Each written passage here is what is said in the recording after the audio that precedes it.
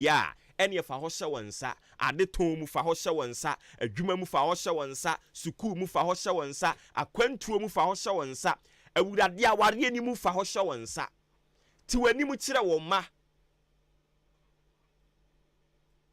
wa hye yembo se ye kwa woni yembekọ na ye ba nso a woni yen aba na unyi wani mu nhintawe yen owura ti wani mu kire yen ka wo ma ho yakọ ne abadie nyina mu hye wo ho anuonyam na yemfo waseda nida na wotwe ye yahoho ne amanfrafo otiasefo ene odombere ma nyankopon aye bia fu nyame ne ho yenim saye de yaho hye wo nsa a wo beye sanse wadi kan ye bia ma yen dada na wotwe wo ma yahoho ne amanfrafo sima donhwere ene ani ntete emu nsem yenim ene nti ne yedan wo ye nyankopon yedan wo ye abankese yedan wo ye nkwagye botan hye ho anuonyam na se uma na wotwe na se uma edai na se uma bosumi na se uma afi ekwa wie ya sumdwem na wade hye wasesa ye ntena bia wa ma ye nso de yasitena bia foforo a ede anuonyam hyede bre wawurade wahenie ne wadwuma ye ntori mumu ye nkan anu ntom ye bebie ya no na yakama wiase nyina ehunu se ye wo berima bia ni din ane Jesus a otumi ade nyina ye na ne kuma abubuo ne wira ahwo ne nidaso asa edwane betoa no a obehye nanimonyam odomfo ne moburuhumfo ye nyankopon anopai bowo ma ho ban fada nsidie ma wo ma na hye animonyam na yemfa waseda nida migya tiefu edi hye wonsa awurade adwuma bia obia ekoye na anopai ba bia obia ekwa akopɛ biribia beto pono so awurade ne wo monko ene wo mmra somdwem na hye ho anuonyam ma wo mo na se wudi nkonim ma wo mo a ade hye minim wo mo omo nka o ma no ntum obeda wase ewode ye waye ho adom ni nti amen amen amen yera wase odon berima so ati wani mu amayen na wakan yen ho enam se wo kan yen ho nti anopa ye de akukuduro e de ekoye nnwuma ahodo so anopa ye de akukuduro ene de ekoye niema ahodo anopa ye de akukuduro ekọ office ho anopa ye de akukuduro ekopa adwuma no ye wogidie se ebefa amayen na yenso ibedi adanse ne bi ewo Yesu demo amen ewie mobrensam medofo se ne besi akọ ne damu no ye de toaso e de amawo osemen kan kyerɛw se ene a eye March bosome no ne de toso enan ewo afi mu free anopai kosi anwumre no ewiem wobre se de besi akọ o kyerɛ se ewiem ebetepa ene no ye tuyani ahwewiem a ewiem beti fita ewiem beti awia bebo ama obia ensoso ho atimi atɔ no ene no o kyerɛ se efiri anopai a kosi anwumre no enya de a ensuo ewo wiem kitikitikiti bia wiem ebete han ama ye nyina ye ho atimi atɔ yen awia na mu emframa nso enenanamu a ye ho ebetumi atɔ yen ewiem abrase de besi akɔde da mu no ebusia eno ene ye de ho amanebɔ e de amawo ewiem ate na ebekoso ate fitiano pay ekosi anwumre awrade nka yen ho ewiem obrensam eno ene ye de ho amane e de amawo no afi na ade fidie ni nso ato mo a station din dia Ahenkan 93.3 FM dwumadie no nso din e de maache na me nso a me di ho chia me di amegye so boba ofori amanfo kan ho efri sa break opem sa no pa nondu ebebo ene yesoso ya moache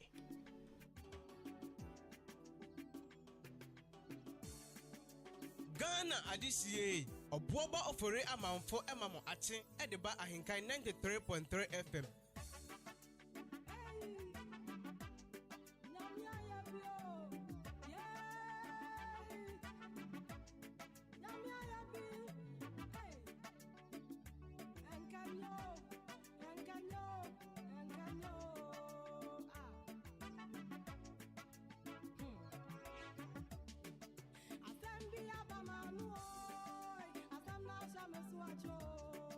Eya di asi ma brabo mo,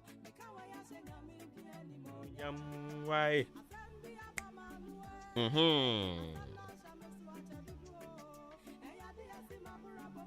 Me can't wait to say nyami ni munyam. Esi wa mi ama brabom.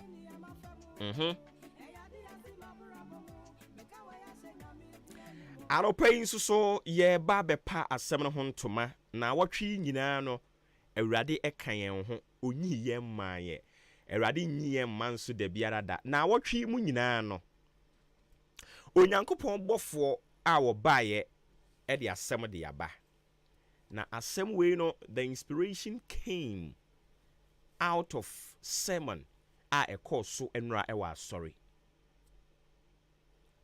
na watwi awofo ye ba be kasa kyerɛ yɛn ho na watwi awofo ye ba be sua ade woyɛ ɔwofo ana o qualify to be ɔwofo a the message is for you and even wo aspire to be ɔwofo message ɛyɛ wo dia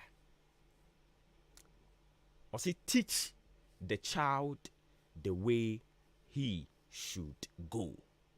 Teach the child the way he should go.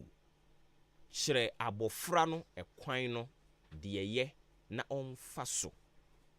Shre abofra no ekwan no de ye na omfa so.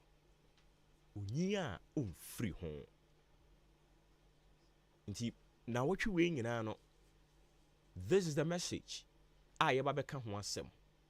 Se sere abofra no ekwan no nea eye na omfa so onyi a wamfiri ho enti sa oyo owofo na wutie mi anopa yi a na watwe we nyina no ewosa wode waso fm yen sanse ya nhwe ne yi a ye de enema bi will take the destiny and the future of this country and we will throw it in gutters. The future of this country, no, it will be nothing to write home about. If we don't sit up, if we don't own up responsibilities as parents, and wofo say anyan tumu say ye wa sadie bi ye wa adwuma bi eye wo ye ma brabom na se ye be jai won e de aman krofo say they rather should direct the affairs of our children, then I'm sorry, the future of this country is so serious. Until this week, awofo yebekasa de akyere yen ho. Na watwe wei awofo yebedi nkomo. Ene de yebobo so keke. Eya were ho se owufuo bi tumi dresse na waka kire wo se waka kire ne ba no me kwa asori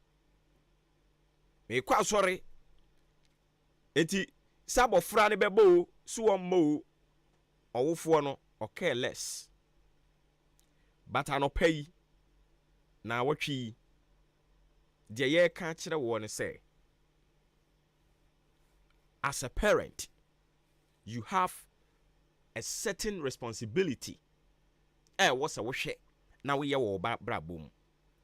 I feel a net Musin Crawford betremo ma and the mania may be into many abri a masari yam penny yan to mun yan to muchina yate. But wo as a woofono a juma bang and a we ye ewo ba abrabum. What role are you playing in the life of your children? Where juma wo ye e wo mabra bodum de hen. So min kasa bebre. The American chira one said this week. Now what we will be talking about how ye be chire ye ma no e kwan no ne ye na omo afa so na omunyi a omo amfiri ho. Teach the child the way he should go. Chere abofra no ekwan no nea eye na omfa so onyi a wamfiri ho. Akwada bia wanyin no akwala no eye photocopy of ne maame anase ne papa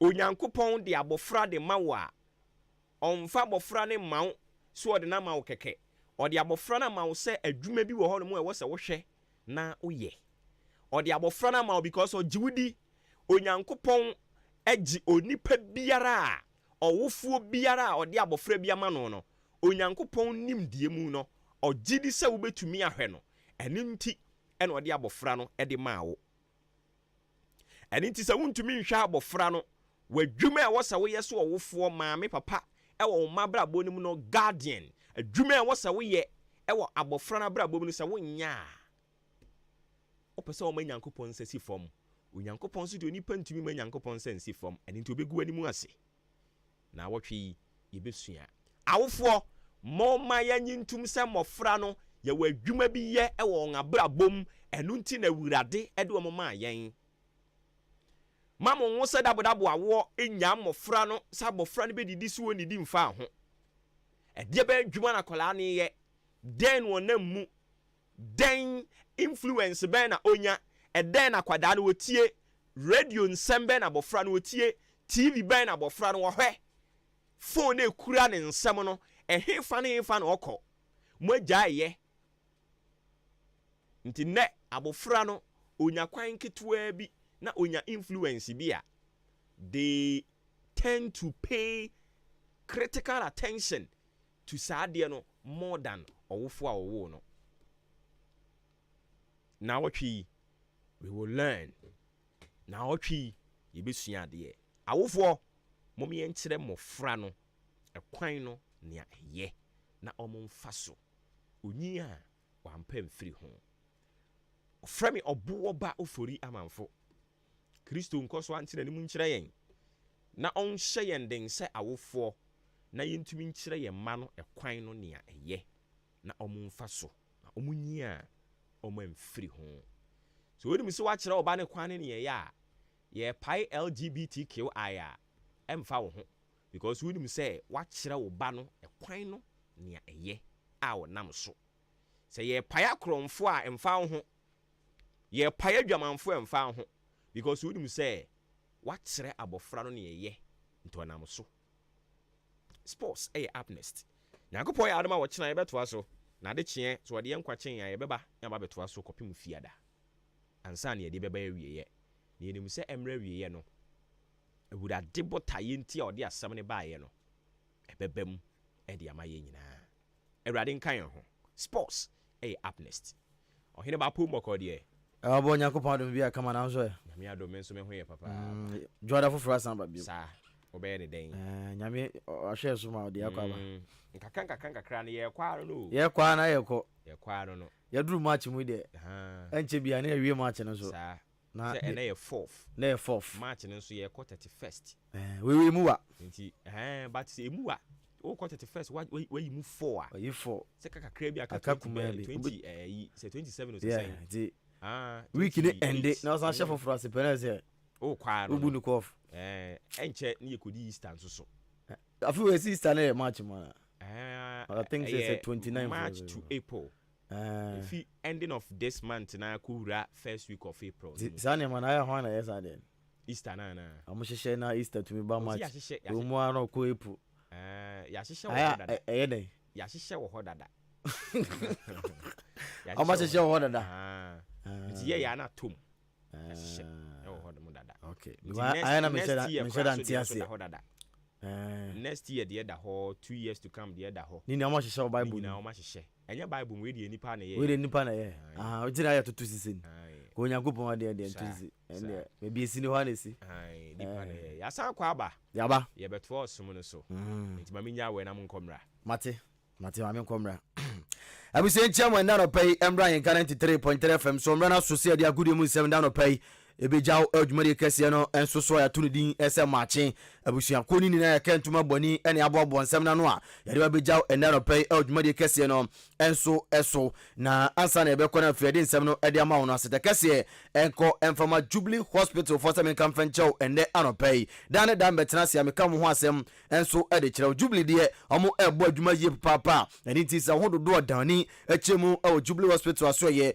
bia na nya wankasa wawofo anase woba oyere anase wukunu ene se ne ho enfana dano na fa no wuramu Jubilee Hospital aso ye na fei omo hwe embo na bibia enso enkofan enfama no theater ya na so ye ya ye hwe eboa eye operation surgery bia enso edema bibia ewo atiasofo asasi so afei odani eremu a na se antenatal care no aye minuanom apemfo no enso edia ye bebo na yabo ho ban ahwe se de be ya akwara na oda oyem no obetumi awo no kwan papa so na afei bia so akoyie boko ede ama wo postnatal care no enso eko ede ama ye omo amawo about time for no ene nso muna ni enchemu fa akwara no ko na afei ni woyi ene dia kachi ene bibia omo hwe enso emfa ema no bia na obakuma ne ho edodo no dani echemu Jubilee Hospital na for no akukuda mamu abotre ye pa eho omeshaboa na febia enso akoye papa ede amano eye clinic ne so ba udani eremu Jubilee na se yehwe aboa na fe wani ne ho ensensem ni na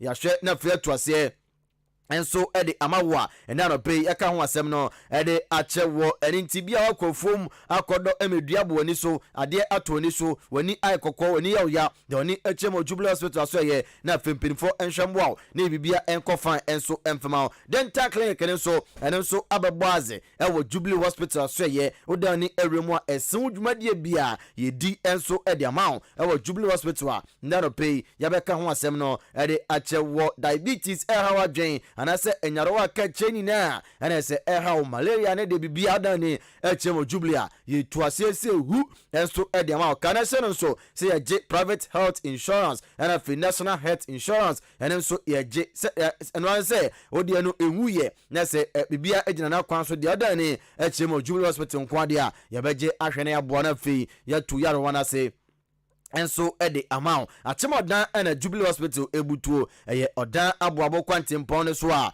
amantra bridge no so nya dura na ese odan ni echemo Jubilee Hospital aso ye na amahwe enso aboawo woni mpenifo endi nkomo na fedi aka cheni na woni amo enso enche on 0244575799 0244575799 and I say 0241784645 ofre Jubilee Hospital from Penifua omo ejo so eno edi nkomo na firibia enso akoye edi amam Remen Babren Salon 7 Kamfencho and Nana Pedani Echemo about Remen as well fi omo hwe ensesi otino emfema bia na yoba oye peme na so peso twase eno ye for the pem cat e feye pa e maba wa no omo ye bi no mpa boy no eto omo so ntere mo no musi kromu a aya na akono ene ti dani echemu e Remen as well na fi omo hwembo na bia enkoye emfema atem dan e Roman Junction omo bemisa sim teams ni fie no epe ena fi aboabo ne patem e bompa junction enu sudura ubewunu remen for na no mo akona fe amaboa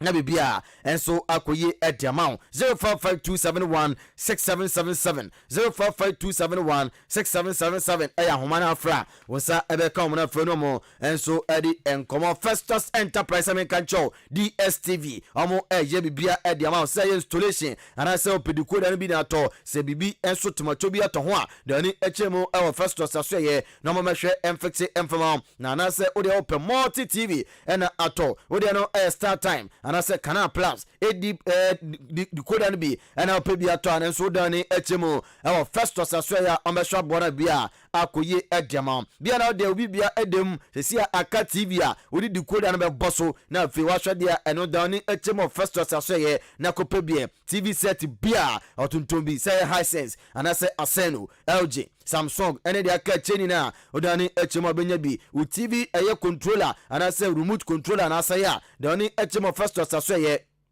ene so otuntum bia de ope bia to bia no wonsa ebetumi ato anasa wonsa betumi akana bia akoye papa ede amount air conditioner ene ope bia to dani echemo enso our Festus asoye na onfixe entobi enso enfama Festus ne bo eda form ene nti wotetene ne maso odani echemo na soye a obehwa boa na bia so akofan ede amount se bia asai ene pese osiesie nso a dani echemo Festus Enterprise aso ye no mo show air conditioner no mo siesie no kama enso emfema achemo dan na be Festus oben old tumasi sport ne pair one no se edin hwani mu achemo dan wode no endin komo 0244 515 849 0244 515 849 0246 0269 0269 305 785 0265 305 785 Festus Enterprise number ofrena wojo so ene adi nkomo na febibia enso akofan ede amount enara pay kwabena ajenim eboa Bernard Mawul Butu enso eboa Raymond Asitetete afere champion man Daniel Denchi enso ehwe abo enene kama ede amount enara pay na bia akoyi ede amedin ede Kofi Ajiwi AJ enina ene akamu ma ede nsam no ede eba bejaw ene ano pay na bia enso akoyi ede amawo ye hyase ede frifie na atwi awie ye Ghana Premier League games no enso eto dwanadani eremana sei ene as result no ekoko wie ye Kumasi Asante Rokwatena fie amahye kan ba ko ama bibia ne Gold Stars prayer amatumi antieka no Great Olympics eshemienu Heart of Lions entumi antieka no Blekum Chelsea tena fie amahye kan miensa ama Carolina United enso entumi anti Legon Cities etena fie Omo antumi anshebi Accra Lions enso antumi anshebi enso atamani tena firma Heart of Folk ekwachema bonekane mienu a omo timu bako odani everyone as a game sakache no ayo Dreams FC ni Bechem United ya 2 ede ashada Mediama enso ene Aduana ya 2 ede ashada Samatex NF Nations FC enso ama 2 ede ashada we anka game saudo beto dwa enanya kopon ayadoma Retamalu United out to etrafi one bofa kwatano enso about 3 p.m. no game no enso ebeto dwa yedimo enkoma aka no ade jaw enaro pay jumade kase no enso so na table no say NCT Samatex egusudi kan 35 point Kumasi Asante Roko omo etosumi no 32 point Diana Stars abatosomi ensa omo equita 30 point afi enso Tramantoso 9 equita 30 point Blekum Chelsea etosu enum 30 point Nations FC tosu nsia omo equita 27 NFA How to Folk etosu enso with 27 pointer sa pepe ene etie Isaac Minta wasina kan Edema Diana Stars was 9 goals Augustino Kra and so ashe 9 goals we a place ahodoa na senema ekoye papa Edema mo Ghana Premier League ne so a edemo enkoma aka no ede ejawo na yendani ensu enremu ewo eye Ghana Premier League ni mu a na yendi nkomo enfoma dia na se odani enremu ewo game etodwa eye nsuatamana fe Heart of Folk and the game no ede point after the game no and se maso kunodu eye coach ede ma nsuatama boko no wode nkomo aka ede eja enaro pay wasi kopie game ni mu dia na se mu eye din ede mo papa na tactics odi gu akwamo ede ma players ni du park na so no amase alatamo mo omudi sunde eni sunchina eno ana tumi amboa ensoachama ama nkunimdie no anko amfa momo Maxwell Kunadu. Yeah, it was a very difficult game. I think when we came in the second half, we lost a little bit of concentration because the instructions were clear. My midfielders, one goal, one stage, they failed to abide by it and we conceded. I mean, when you leave your back four open, that is what happened. And we had a ball, we were going to score. They all left their post and the counter-attack happened. And because when Haas came in the second half, when they started playing the 4-4-2 diamond, that means they didn't have wingers. And that is what we instructed our boys, play through the wing so that we can hit them at their weakest point. We commander say head coach Edema instructor Manabu Kono Maswa Kunadu and so the giant after the game had to folk Echo Choma Bona Kaliminua Omutimu Bakona after Onuka Saviano and afe head coach Edema Glorious Accra had to folk Bobokono Abubakar Atara and so then Komaka Eddie Jaye was Yomuko game ni normal kwaso metumi edi nkunim na indeed nkunim die no and so Echo Edema had to folk osena omo expertise bibia ebe koye papa and so dem omo afe ose supporters no mungusu and so Porto Heart of Football kono games outdoor edomonim said the bayan kunimdie and so betumi akọ ediamom. Yes, I tell them in the dressing room, this match is 3-1. Can win 3, I tell them it's 3-1. But you see, we mixed a lot of goals. But this is not a problem. We will continue to work in the, maybe Nyami Beboa. They are working on the training ground. I thank all the fans. I pray, I tell them to come and support this team. The team is for the supporters. It's not for the board members or anybody, but it's for the, if you support us, I think we can do the better things. We need the support of all the fans. We so I am commander as head coach Edma Gross Accra to Fuk Abubakar Otara and so Edija right after the game Yedimu and Commando Edia Jaw and then Remo Kumasi Asante Roko Gamer Amani Bibiani Ghostas Ebony Kotoko Echi Biani Bomekana Bakwa Aman to me Ante Kanano and as assistant coach Edma Kumasi Asante Koroko Kuno Aya Perfect David Oklu in Kumaka Edija was who right game man set determine and Susan commit me according kunim na from Bachi Biani Ghostas bomba se kano ennan de komiensa na so sin kunimde no ekwade mom de ba na de omo expert no enya no eno mu ye osini place no answer am bobo bi a na se eso ani tete de nka omo ma chiro mom dwen se no ena ekoro so so mo da nyankopon ase se nkrofo we omo chi omo ahye omo enso ewo MTN Africa pum na so amaba be chi omo ahye omo de a kunimde no enso eye yipa.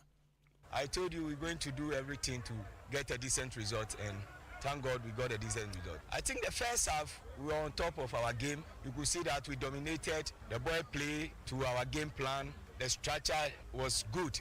But the second half, I think Gold Stars came in hard. But the most important thing is the 3 points, and we've got it. To be honest, we've not created enough. But the most important thing, like I said, is the 3 points. We will take it game after game. Like today, it was not flamboyant, but we got the needed result. They've knocked us out of the FA Cup, so we are going there to give them a run for their money. Kumase Asantero kwa assistant coach David Oklunkomo ana media jaw enano pena coach Adwuma-Adwuma ko FM biano Gold Stars enso ya Frimpong manso wono so aden kuma aka Edijaye na Frimpong komoni na enso ene se anano ada game to dwam ne Kumase Asantero kono ene ma nhyira nkoyi amfa momo oso mo ko game san ko pen kunimdie but de na omo expert no omo sanka. It's just unfortunate. For me, it's a game at least we deserve a draw. We shouldn't be losing this game, you know. Very, very painful. Especially in the second half, I think we dominated play and then could have equalized. But then, I don't know. For me, I think we had a ball which seems like a penalty. Maybe I need to have a second look at it. But for me, I think it looks like a penalty. You know, it's not a game we should lose at all, at all. Yes, it's painful, but that is football. We take it at our feet. Yeah, of course. It's about scoring, you know. For instance, we didn't score today. And then also, maybe in our previous games, we were not scoring at home. So maybe we need, even at home, in 3 games, we scored 10 goals. So it means we need to look at our approach in the away games. Well, we have to win. We've lost here. Yes, Olympics is the good side. But then at home, we are also very strong. So I'm very sure we will win at home. We am commander say head coach Edma Bibiano Gustavo Kono from Pomaso so DJ after the game.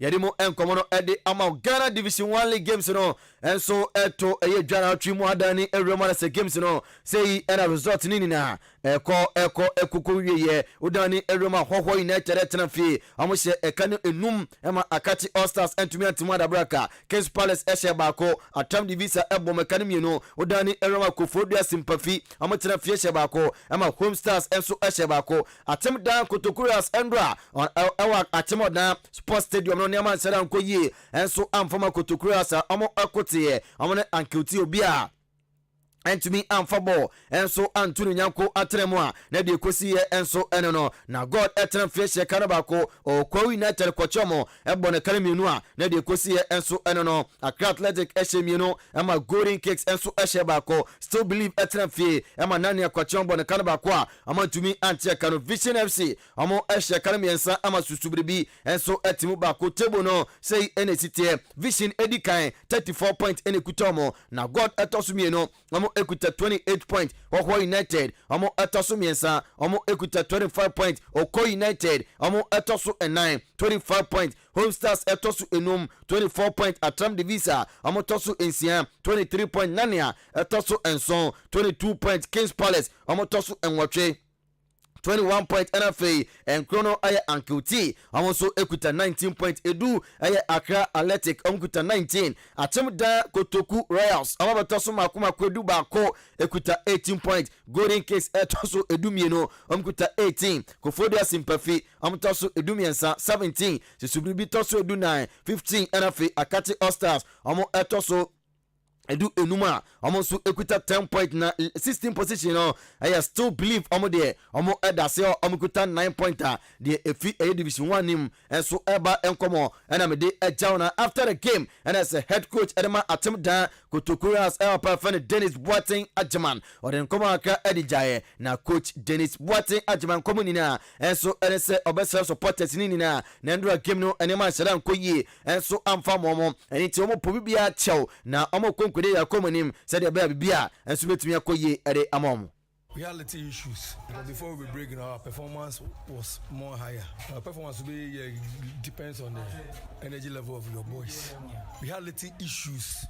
Going to Tema, coming here, whatever thing, but it's something that only the team will talk about. Until the results number, no, we didn't like it. I don't think we like it, but in Yamba, until the best supporters of Mufanche, the Pewin, Ama Kotokumai, but at least comparing to Tema game, you know, I think we are about 80 to 100% above what happened in Tema. And Tema, so I believe you guys heard what went on. Make a team, I'll take the blame. It has already happened here. Mean to me. Yes, some fun in human park and so. We don't want to be at 100 hours already. We need them. With them, because of more crano, it motivated our boys. I told them they will come, expecting so many win. In that attempt, they didn't find petrol and push them. It will be. We commander say head coach Edema Achimda Kotokuras Bukuno Dennis Boateng Adjaman komo di jaye enso eno na offensive wa afi osanso promise fans ni na say fi eneko ide Kotokuras no oma fam ntoma pa bi de fra na esanso ebusa no so hwe eyo officiate na sign NN City o se referee ni say one de nsan nyomo onu no mu ni asembia de so mu ye bia amoye enyomo ena mo anya good result ni mo modern bono ena ansheda anso ni nti almost supporters ni na bo say efi eneko ide nkudimde no abeko elema Kotokuras bobuku no. 5 minutes a man started season and I came in and I'm catching when after the 31st December break, a whole lot of teams in break, but a whole of 1 or 2 teams we had to break. Resumption also check a cry. They are condemning to me come, but the self fans and they say okay, I'm paying yes, but you supporting the team BBR. Why? That's wrong. Referee also work on the course. Me inform me into referee so. Start me bobo ni winya. Me referee sa kwa di ono aka referee jump out say president. On pen no to me cause police bless no. And I don't support say be a referee be any people. Aya bo. Enya intermediate officiating be fanto nche. Omo mpa ye man na Kotoku. Nyoma enko yie bia no entumi enko yie. Problem is go ho nya na ho. Zikwe wa ha na ho. Zikwe craft a first round wa mo be no we pra me buy no be too matches be. Cause na pra ha no. We also be can yenya chances no. I think it should be a team effort. Yan fan share team nyanya striker bia. Me coach team anya obi a yan fan share. But I promise we will work on it. Why? We commander Sir Chimda Kotokuras head coach for Perfect Dennis Boateng Adjaman komo after the game on Ankuti Eboye and I said Dimu and Commano Ediama CAF Champions League good on in Roma games out on the Brina and I told you say and I say see Ekoye the Edikan I had Debian Norris for Etranfi Amo Entumi and Shebi Ama Sakuna and so Entumi and Shebi Club African Tranfi Boy Kanabakwa Academica for and so Entumi anti future FC Tranfi Amo Boykano enum Ama Al Hilal Benghazi Entumi anti Akademo Adabraka Rivers United from Nigeria Tranfi Ebo Akademienu Ama Dreams FC Eti Kanibako Odani Erema USM Oje Eshemienu Ama Sese Super Sport Amoso Eti Mbako FC Bakani et game no Nyankopon Adwuma and the Amsterdam Melin and so Ebo away games out on Sebeto Dwa Yedimo Enkuma Kano and so Edi Ejauna Odani Erema na se teams Amo qualify no say NCT Mamelodi Sundowns from South Africa, TP Mazembe, DR Congo, Asak Mimosa, Cote d'Ivoire, Simba from Tanzania, Petro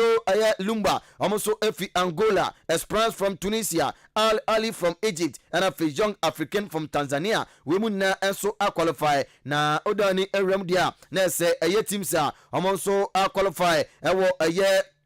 CAF Confederation Cup no Dreams FC Ekahubia almost qualifier bibia ɛkɔyɛ papa ɛnso ɛde ma ɔmo yɛnda ni na afei nwura mu ɛnso ɛwɔ CAF Champions League games ahodoɔ no bia ɛno nso ɛsan so ɛtɔ dwa na sɛ Al Ali ɔmo kyerɛ afei ɛbɔ ɛka no baako ama Young African ɔmo antumi anti CR Belouizdad ɛhyɛ mmiɛnsa ɛma Medium a ɔmo antumi anti Mamelodi Sundowns ɛhyɛ baako ɛma TP Mazembe ɔmo antumi anti Pyramid ɛhyɛ mmienu Nodibu ɛnso ɛhyɛ mmienu Simba hyɛ ɛma Juan Galaxy ɛnso antumi anti way games ahodoɔ bia na sɛ ɛtɔ to dwa yɛde mu ɛnkɔmɔ aka no ɛnso ɛde agyaw adwumade kɛseɛ no ɛnso so ɛdɛn ne ɛkɔma no ne ne ɛde ketewa bi atɛkyɛ de ama ne asoɔso akɔ ɛnɛ anɔpɛwia yɛba deda kɛkye ɛbɛba deɛ no ɛsɛ ɛndɛ ne nwura mu ɛwɔ France games no a ɛtɔ dwa sei ɛna ɛkɔ yɛ Monaco tena fie amantumi anhyɛ bi Paris Saint-Germain ɛnso antumi anhyɛ bi Reims ɛtena fie ɛma Lille Matrupo kɔkye ɔmɔ bɔ ne kane baako a amantumi ɛnso ante Clement Fort etena fie amo share baako Marcel ebo ekanu enum Toulouse etena fie shemienu ama OJC Nice enso ete kanu baako Brest etena fie amo share kanu baako Le Havre ama dumi ante Montpellier etena fie amo shemienu ama Strasbourg enso eshemienu Nantes etena fie ma Met Kochomo ebo ne kanu mienu ama dumi ante Rennes eshe baako Laurent enso eshemienu Lyon etena fie Emma Lems Ekochomo Ebo Kana miensa amatumi anti Karama Dabraka Tebunu Paris Saint-Germain edikan 55 points ena ekuta Brest etosu mieno 46 Monaco tosu miensa 42 ena Lille Matrupo etosu enaya omo ensu ekuta 41 Odani eremo German Bundesliga nmua sei ena se games adono esi eko Freiburg eshemieno Bayern Munich ensu eshemieno Bochum etena fi Emma Albilas de Kochomo Bonekano enaya omo etim bako Darmstadt etena fi Emma Osberg ekwachomo bonekanu nsia ama tumi antimanda breka Hedingham etena fieshe bako ama Frankfurt ekwachomo bonekanu mienu Metz 05 etena fieshe bako Borussia Mönchengladbach enso eshe bako Junior Berlin etena fie ama Dortmund kwachomo ebonu mienu ama tumi anti Wolfsburg etena fieshe mienu Stuttgart enso eshe miensa FC Cologne etena fie ama Bayer Leverkusen ekwachomo bonu mienu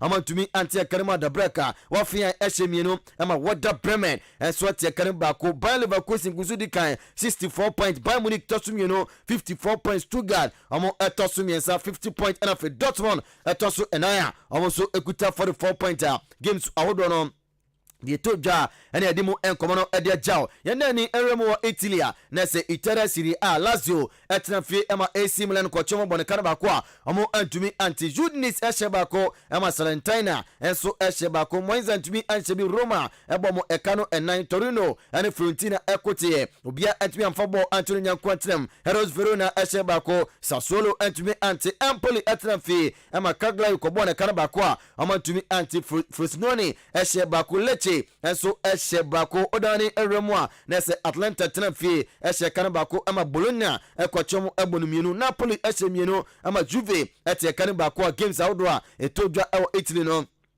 sa ana ekoko wieye ene nyankopon aya duma Inter Milan etenfie ene Genoa enso de abo ene table no Inter gusudi kan 69 Juventus top sumieno 57 AC Milan tosumiensa 56 ene fe Bologna etoso 9 with 51 pointer de atodwa enso ene no Spanish La Liga Celta Vigo eshebako Amaria omantumi anti Sevilla shemiensa Real Sociedad etimieno Rayo Vallecano etenfie shebako ama Cadiz enso eshebako Getafe shemiensa Las Palmas enso eshemiensa Valencia eshemieno Real Madrid enso ebekanu mieno odani Real Villarreal omo etumre bekanu enum ema Granada etekanu bako Atletico Madrid enso eshemieno ema Real Betis etekanu bako Real Mallorca etenafie omo bekanu bako Genoa enso entumi anti Bilbao etenafie Barca ekotie obia Antumi amfabo Antonio Nyanko enso atremo Sasuna and Alaves game no aya nyanko paduma 8 PM table no Madrid dikan 66 point Girona tosumi no 59 point Barca amo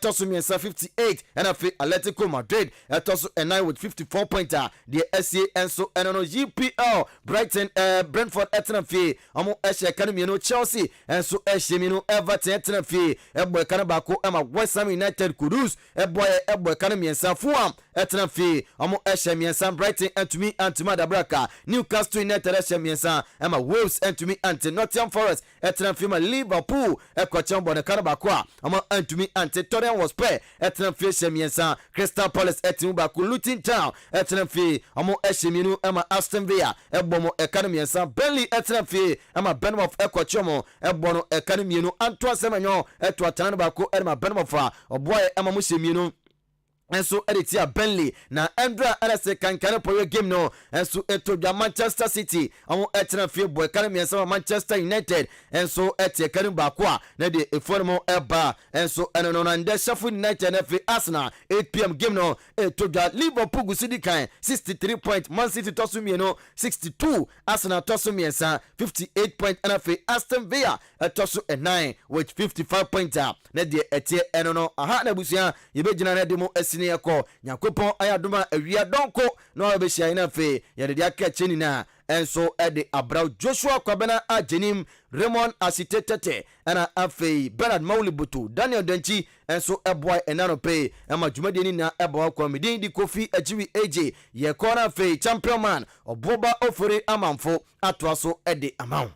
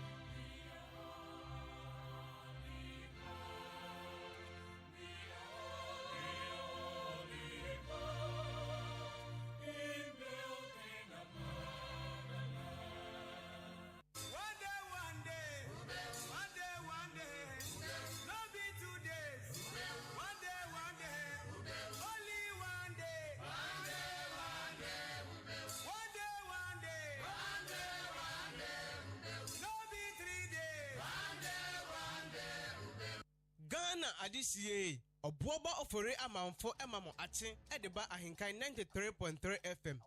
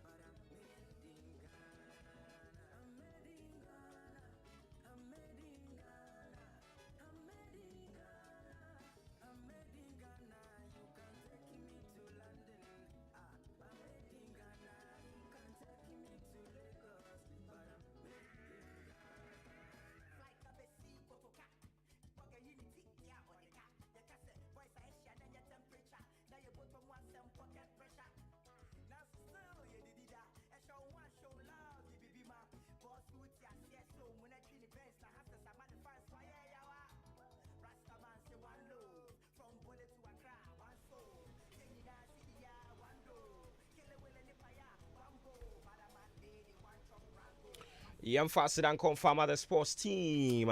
Kofi Ejiri, Daniel Denji, and one more and pay on Babesum Yen Dominina say. Yet was so the amount some 38 minutes after 7. Matching Jumedian Dean of Fremi or Boba Ofori Amanfo. That's right. So still in the month of Ghana. Ghana month. Match.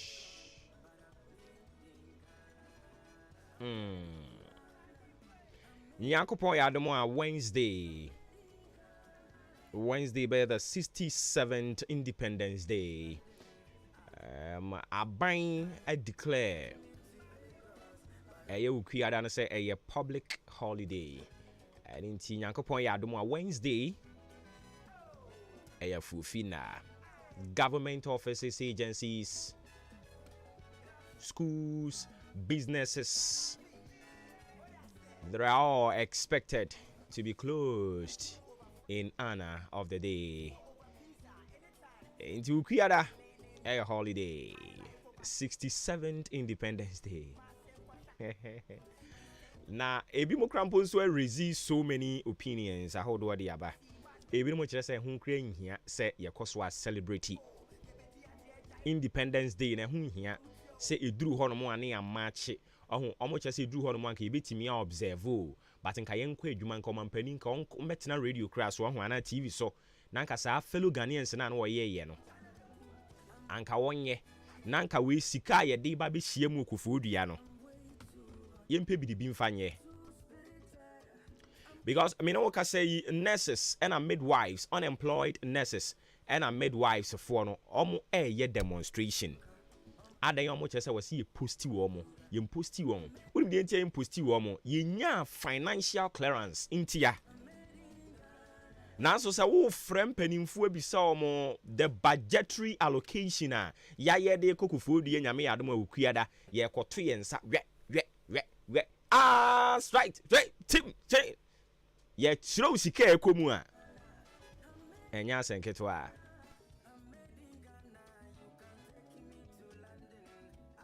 Ibiro so chere say it's a big day for us and nti eduru ho bia no a I was say etimi hye ho fa nti enya hwe anopa yi divided opinions sentiments and what town we hear fan ugina o support it say ani Independence Day ni do be our see a kai.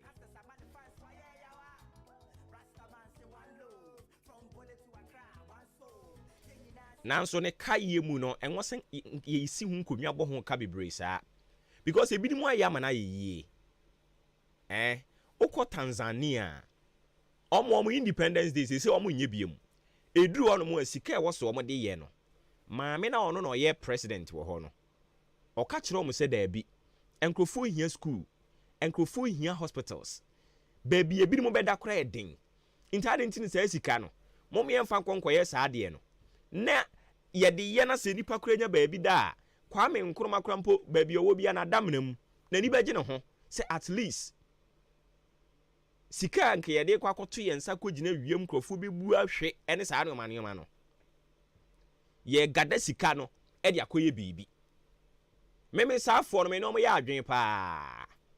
We are not saying we shouldn't celebrate it. We have to observe it because it's a big day in our history. Say eduru ho no mo a wase yetimi yeden e kai. Ye betimi commemorate keke. Ehun hia say ye bekwa kobodwa we interact a free enkran. Aba advanced team, security, police, military omo nyina ye baase wo mo from the nooks and crannies edu omo aba eka buruburo meanwhile no enyina mo nkane na de predum preso yi yenim se yesikasemu se edenyo we have to sit down 67 years e was ye tena senior reflect na niema ni bi wo no mo e was ye twitwa so 67 years ye kotoko bi a koko season duru ho bia no a ye kwa ma no ne yakobo bosia ya machia ye hunu ne ye pia firi mu aba eti can't we have a leader obeka say this time the ye 6 match ne duru hono mo na ya amache a bibi eja nto Ghana na mom 6 match na eduru hono ye betimi krampo kra de national dialogue abusafo bi amfana dwemra ba bi oman na duru no oman no so ye nipa sisi o wana homigiem aka mfie miensa na wanya 70 years nanso still Ghana de hie bebre no agusu a wore twere won se. Still affordable housing is a problem in this country. I always say a meburu na eba this time no I weep for them because their future is so bleak. Oh yeah, youth now what a free 20s ya they call early 30s ya.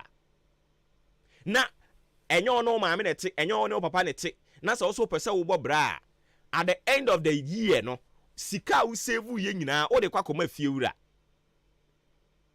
Light bill, water bill, and all other bills. A part of it. Ubedidi, webusuafo be frɛ wo. Ene saa ne omanioma no. 67 years. Ye mpanimfo yi. Enti omo mie nyina ntumi ntena ase. Ne ye mi se ho se, enti ba bia de oman ani a kire yi. Oman yi kɔ de ye no no. 67 years. Ene politics ya dane sika. Uni sika.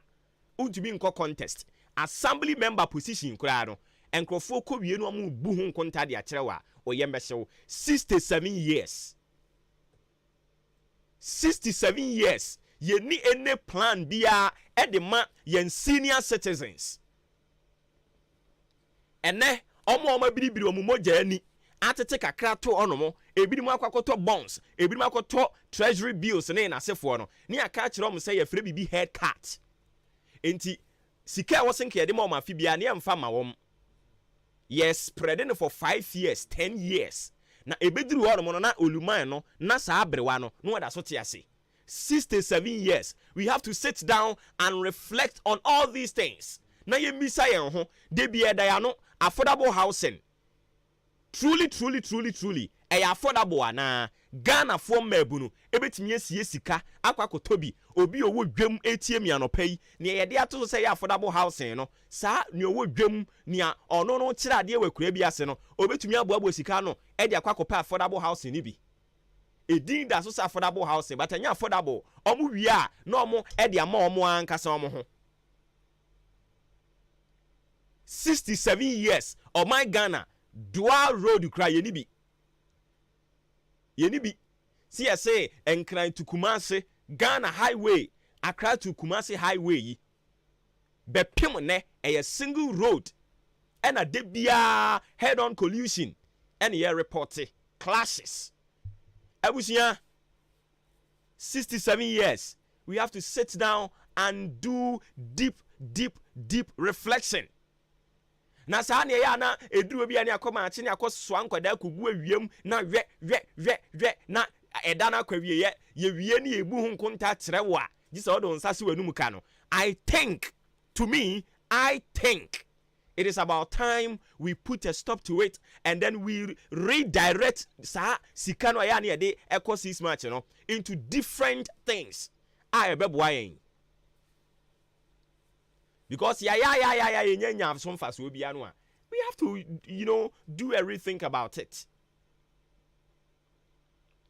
Because 6 months no na yem fan rotate you. It took a leader. I've been telling you people say everything under this earth and I say under this sun. It's about leadership. Bibia was asi so Bibia where we are say it's about leadership. If you have a vibrant leader, an innovative leader, obwama omanfo aka no ho to won. Na na danko aka kire say 6 match no obi rotate no, obi si ne kwan, obi ansi ne kwan. Eni ti se na danko akufu ado mampanyini, osaka kire say busuafo 6 match no ya match say de obo be ka no. Ya match ya yense da nhunu yen ho ano.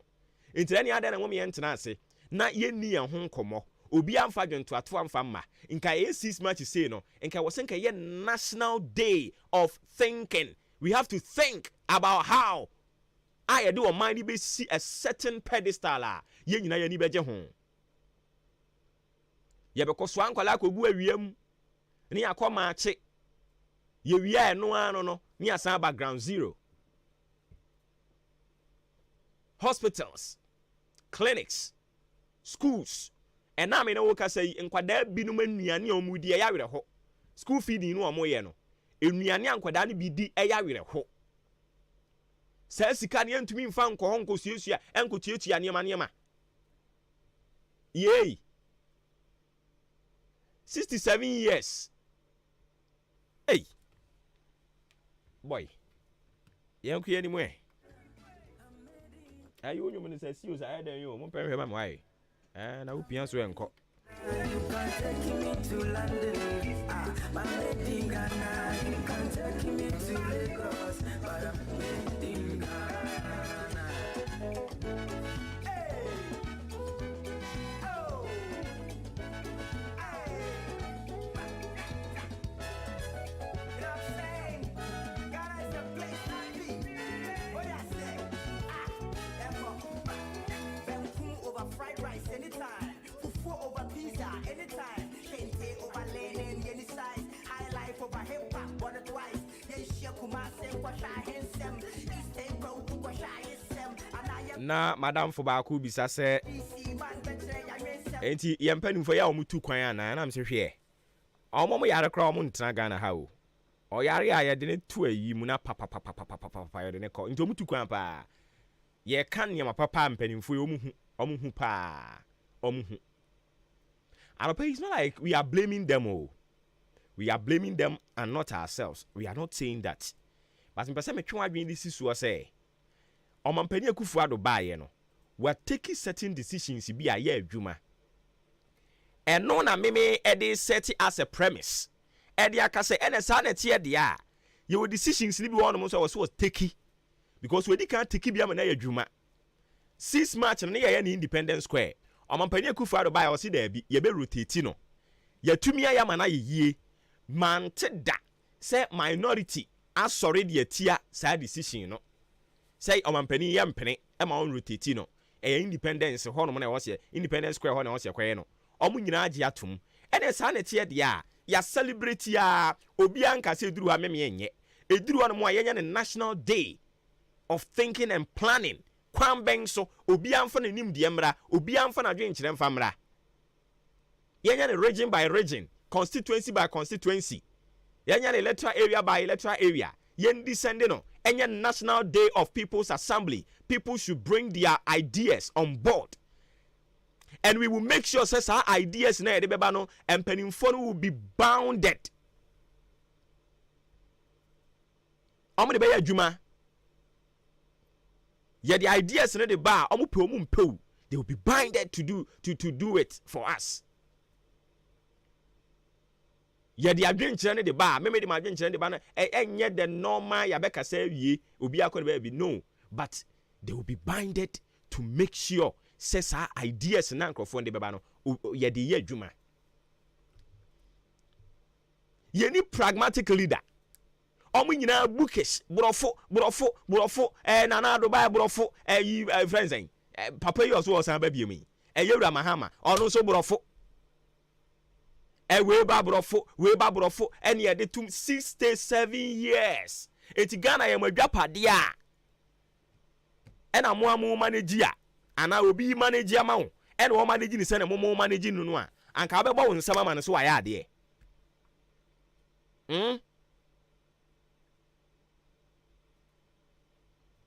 67 years. Ensu aye nananom edija yen yantumi anhweso yantumi amoho ban nananom a omotena epomu ha emfie bebre nie eneyi omoto omani de hwe sede enkrofo ati bremu yi ho atena bremu yi ho amiaye bremu yi a nananom wira ho yesi enya 67 years o chena chi ye komache nananom wira ho because ensu omudi jaye yantimi anhweso mo hwe de yaye no kane ukwafuo mukura mpo a umfa nsuo nko mekai ye kurum umfa nsuo nko me wura fi nsuo ni din ujira nsuo ne konkon so a wuhunu wanim asiye fita kama ye jansuo di ama nkyirima se yenhwe so yentumi ya sɛ no pesami nkuminya galamsey ye de etu asɛ no empanimfo yi pretend say omo fight galamsey but omo boa ye mpanimfo no ka kire en say omo pese omo fight galamsey a omo betumi aye nanso so omo eso no sodo akwadworo ene omo de ye pesami nkuminya na de military kura ye so omo nkonkobo ho ban no military no omo duru ho no pesami nkuminya ono no nkonkobo yi ho ban no onkonko make sure say enkrofon say yensuo no but I am telling you nia onipa ye bia obebu ho akonta wo ye police ni wo ye nsamkyiro ni wo ye teacher ni wo ye amanyoni adwuma bia nyankopɔ de ase obi ansa me ka kire wo pen so obi anka nkire wo a obebu ho akonta wo ye omampanyini obebu adwuma ho akonta wo ye minister obebu adwuma ho akonta se na mo so na mankrofo bre u decisions bi a wo take na mankrofo twere wonse a me say ubebu hu akonta. I am telling you umu mfama nipa say nipa na wubu amanka be brabo ubu akonta ne de amanyankopon ne mete anope ya me ye no me so bebu hu akonta pepepepe si yehu no kra ne yanka na because of the yen ye bedie nti ye kan anu tumu a awurade bebu ye hu akonta se de edwuma te pepepe. Sometimes ya na ya were ho oh my Ghana ye da so tie dadam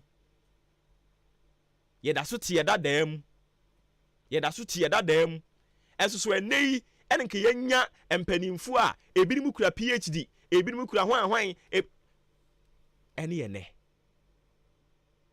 kaneti timpanimfu no kura de omo size 7 ne hwan afo nanso wo de wo ahwe enhyehyɛ ye omdi gu akwan so tema motorway na nsenya na esei Kwame Nkrumah eye emfie seni Kwame Nkrumah nkasa kura wu ye emfie seni oyeye kura nsa na obewu nanso tema motorway a wo ho a bepem ne enchirima no ayen se abefo aba ye de yasua ade ahunu niam no ade ne yentumi nya bibi papa bi ene ekwan a yewura ayikufu abere so ye ni nyina sei wo de waka kwan achirimpo ekwan a yewura John Mahama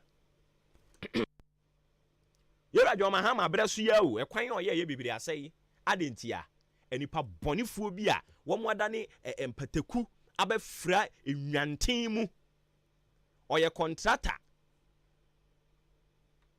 on farm materials no papa no mfa nya adwuma so I think edurus ebiri we yi a e wo senka Ghana fo nyina tena ase ne ye mpanimfo ni di animu na ye dwendwen ho se enti su ne ban a ye da na di wo man mu yi ebeboa yen esu ni ban ye dan na di wo Ghana ha nche beboa yen na die contractor yi krampo no ono oni sika odi ko resist certificate nanso ohunu ni se eye na ban e na ete so eni nti sa na ete de a obekwa akogye contract ni bebre aban so entua ne ka enti no akososo kwan ne so ene mo hwe ayi ekwan ye efiri akọ ayi nsanwa mu yi ni abeso etuo kakra ni ade agya ho be se bosome be yi a ni asan ba ye beba na ha na ye na sei ni asan ba be ba bi foforo ya adwene si yenya obi yenya ne ye ho yenya ne ye ho ofo asia yire bi free odan kwanta ayi nkwantanum ha kokopem kohwe kwan no yemfa quality materials mfa nye onim de ntia because papa bi ti dan bi mu a ono no contract no a wakogye ehun sika e woso de ma na ye quality job no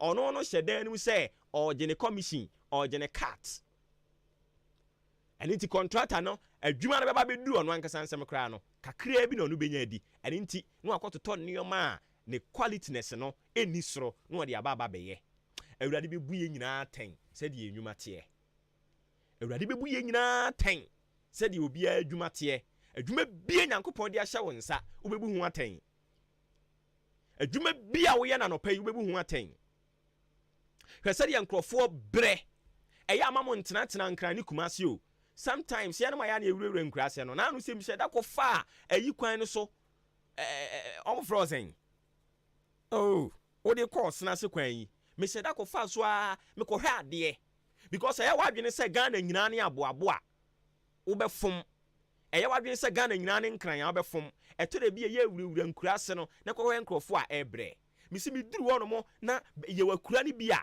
hospital ni hɔ clinic wo de ɔsɛ hospital clinic ni hɔ chips compound ni hɔ eti bi sase ntia na dwu da suom na sɛ yareɛ ka mo a ana bibi tum mu bi a ɛyɛ akwan bɛ na mo fa so ɔso mo asra daus apra daus den saa die yɛ ɔmo ahyehyɛ yi nti yɛde woto so aka nkɔ ka ma na yakɔ frɛ mɛma no yeye yanko yɛde de wo saa nkaka na saa clinic bi ɛwɔ wode kɔ ba bi a no pɛ so ɔmo to bɔɔl agu a so ɔmo da so to gu so ɔmo ɛndɛn no manso ɛnkyɛn mu hɔ no na ɔmo de wo kɔ hɔ ɛyɛ awerɛ ho hwɛ wo da kyinti no ana ne yɛyɛ no message no ma mentum kyena ɛyɛ awerɛ ho ɛyɛ ne yɛmpanimfoɔ no because of some tenkra ne kuma ase peninti no ɛyɛ ɔmo adwene sɛ hwaa ne Ghana o but ɔmo nkɔ the hinterlands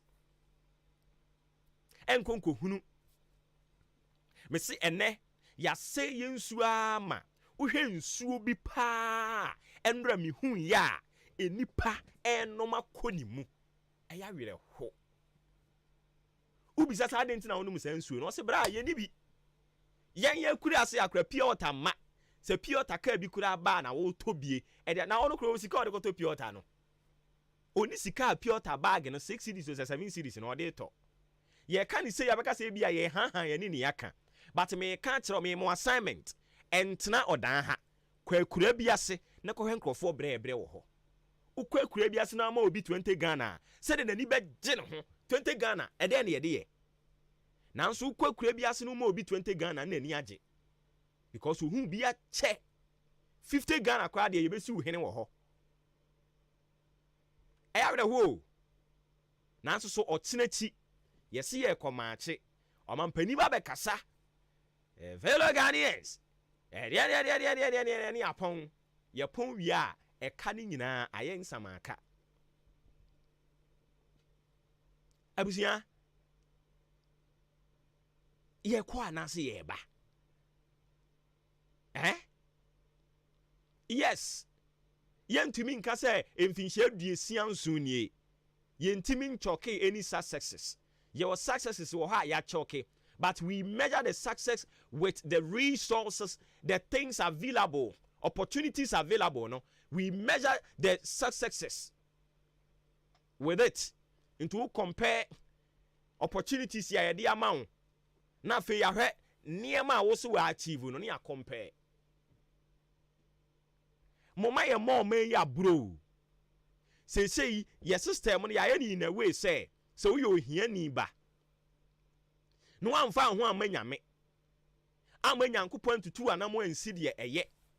Amanyankopon no anyen senkyerene. Na ya wadwen se, o ba bebo wo bra, se de wo pɛ bia, wo de na mu saa, se de wo maame amobra papa amobra no. Na wo so wa amobra saa na de akwa wieye. Sese ya mibisa me wo se boys ya eba yi. Bebre no abetumi de omonsasu ombo se me be ware. Mi be si dan. Me hwɛ me mma me de omu kɔ school papa nkakra bi na ɔmo aka no nso abusua meme de meme nim de mu na hobrase kwan so no bosumi we bosumi a ɛwɔ sɛ nka yɛmpanimfoɔ no ɔmo bɔ pini yɛn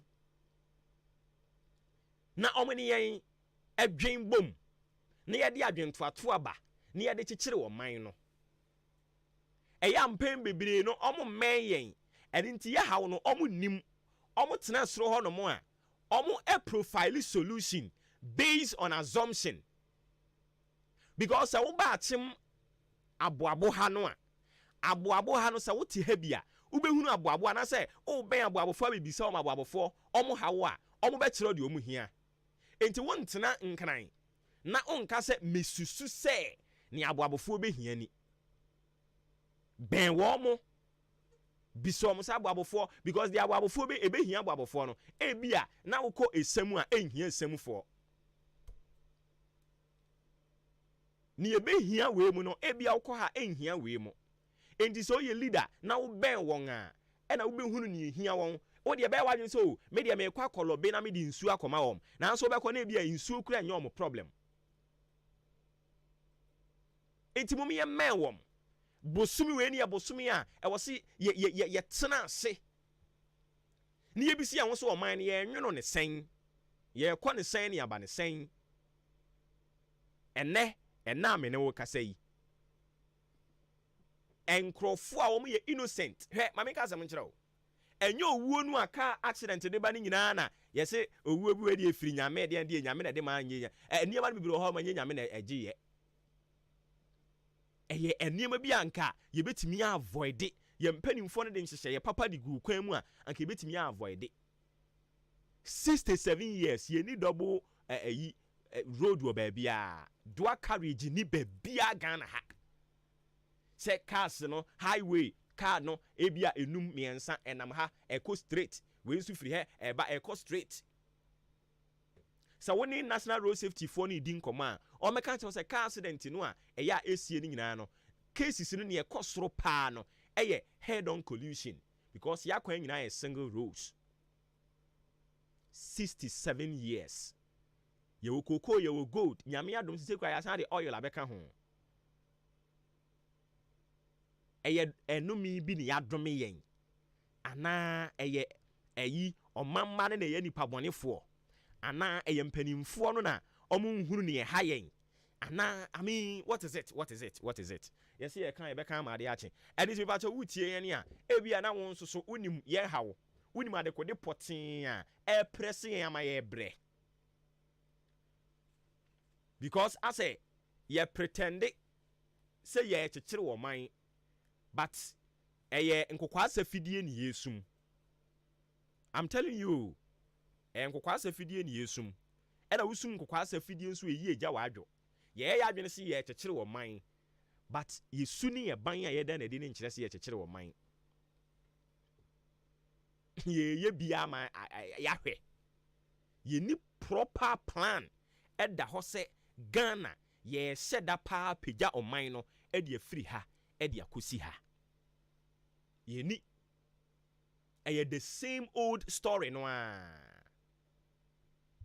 ɛne yaya bɛpem ne o de kyerɛkyi sei borɔfo a wobɛte sɛ ne nam wie manya borɔfo ketwa DC fo a represent mampanini ɔmo nso borɔfo bɛte wobɛte borɔfo ni bebree but at the end of the day no yɛmisi ɛho sɛ 6 March no ɛmfasoɔ bɛn ɛna de brɛ yɛn abusia wo da akyi ɛno ana mede ama wo no we should reflect, we should sit down and do a retrospective rethink na yɛntumi take decisions ɛbɛboa yɛn mpanimfoɔ no should come down to our level. Me, I keep saying they are not Ghanaian leaders because if they are Ghanaian leaders, they will come to our level, listen to our plight, and profile remedies to them. You don't sit at the comfort of your zone and be thinking, making assumptions for us. I know, I think, I presume, senkrofui odi we koma omo mani beje. So mo pa kwan, nti enkomo ma kwan. So mo pa yare sabia, nti enkomo ma yare sabia. Go down there and find out yourself say truly eno ne omu hia na. Mo mani pa were ho. Mo mani pa were ho. Mo mani pa were ho pa. Mo yesa na ye treat ye nkoko farmers. Hwekuya yo den. Ubeye kuya no abukoton koko no. Ebu ayi timi kwaji koko ni si o yesi sika ni ho. Na koko farmer wabra sika no krampo no ebeba no. Ye mfa sika ni nyina farmer no na owo bibi o de aye o. Dabi. Ye de no koko sika no nhye da mayo na so me wo 50 bi wa ha se ubeje ya. No ya ma ne 50 ni ya sign down ho. Ni ya ma no 20 ni ya sign down ho. Na ni beba ne ho so no na Sikana she.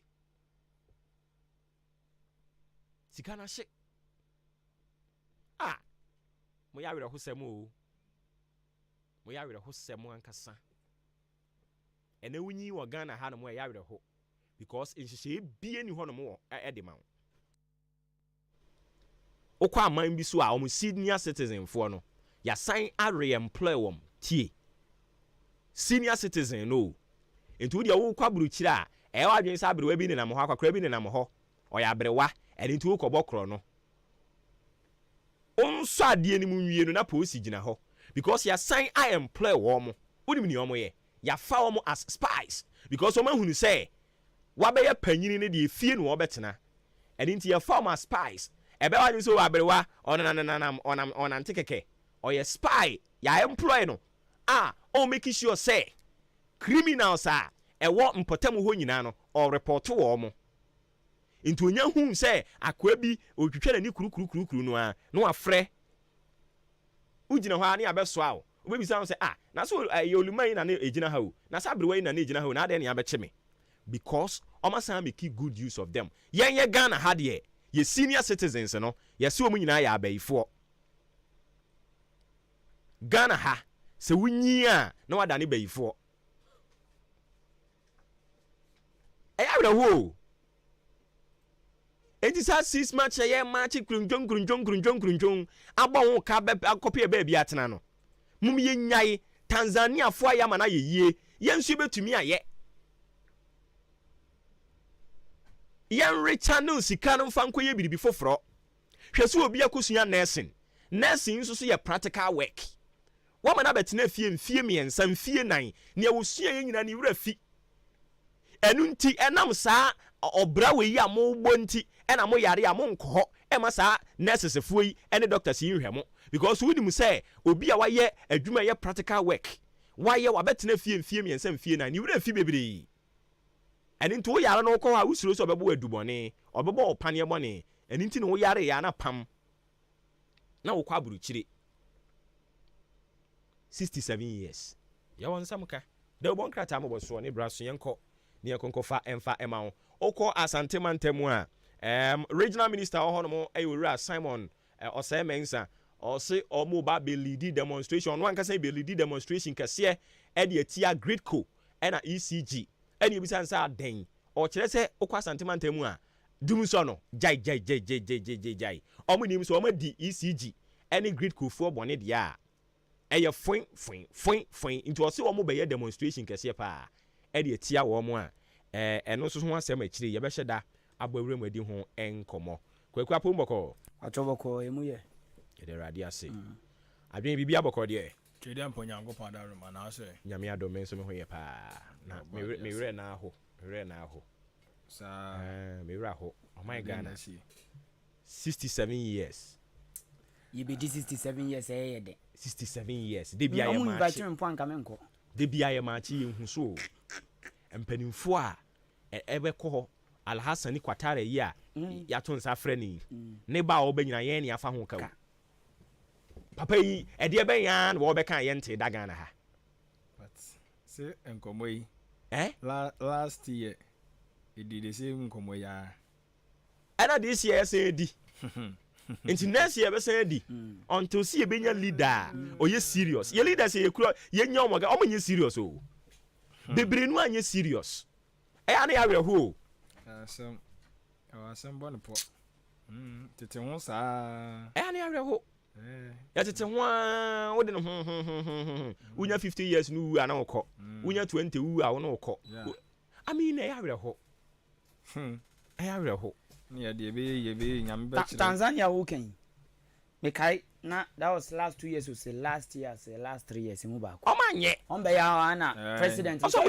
say president ni oba oba na o se yenye na e be man na di so na ofi mu na oba na be take over na o se ye discan be ye di scan ba be hwe hospitals ye di scan kwakwa hwe ayi ne ne keka ho ye 67 years de bia ye komachi na omampani oti so abeka borofo akase na okọ ne baabi ni ato nsa de afrɛ ayi special guest of honor for no mo so aba omo ho ka ono Alhassani ho ahwen ya wo bayi enyo no nkwa na eba o one ne yiri buroni na eba ni omu bedie baby on beda na yesi omu awie no kra yesi afrɛ bibi 6 March Independence Day dinner dinner she was in dinner o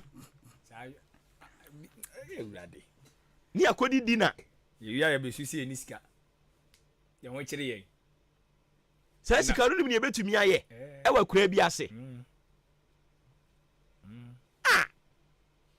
ntiano sa diwe na it's normally at say with the ya when you are with that eno de na si nyese when you are with that we kwa eduru ho no mo a eno wan so mampani mo kwa na mo ba mo de style bi baaye fellow Ghanaians eduru ho no mo a bianom 67 Independence Day yama ye nyina ye ho tiri nkwa efiri sa abere yi kweyi moma yanwen Ghana ho ye sa sika no ye senka ye de kwakọ maache no ye mfa maache afie wei ye yesi ye de kọ apue mantamu ye de sa sika no kọ apue mantamu enkurase be se ebia aduonum omo hia nsuo ye kosi bia ma won omo hia hospital ye koye bia ma won omo hia nsuo ye koma omo bi and the okay was any ye kayemra because once obai no dia chinchin mantam ni mantam ye du isia odi chin ye no obi ka so ma ne mfa nko dabi enti sa no ka se afiwe ye nye ye de sika ne ye bibia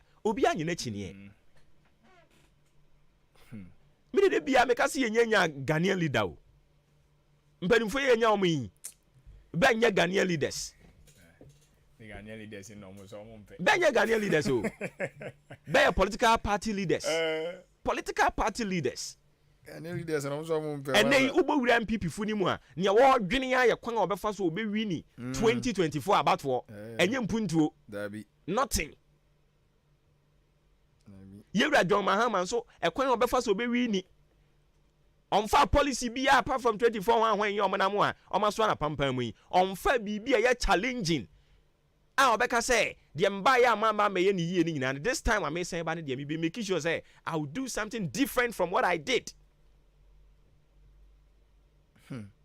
Ye kurekure mu saa Ewrade jime afi we abato ne de o my Ghana ya mobo because empanimfo o mo present o makwa abato so no enidaso ni obi emu enidaso ni obi emu eniti bebere no akora nto aba no ekoto ya ho ayede enidaso ni obi emu oto ayede enidaso ni obi emu cause ya ntekuma na ya ai ananse amwa enidaso ni mo tigelengeli ope one of the years I year present some first some say that's what budget on any that's what leaders 2024 hey but arehu 2024 mobo oh how I can you Mahama be no ka ho you Mahama yeah how I can want say he has been part and parcel of their problems. He was president for 6 months, president for 4 years. He was vice president for 4 years. Oh how no? O ka ho? Eno pentin anima pentin bibia ba. So ye handball for. Nti yensan fa Ghana konwa mfa ma no. Hey. O my head you. Ye fa Ghana konwa san fa ma no. Ye mu bi no mti won ma se ye. E areho. E areho.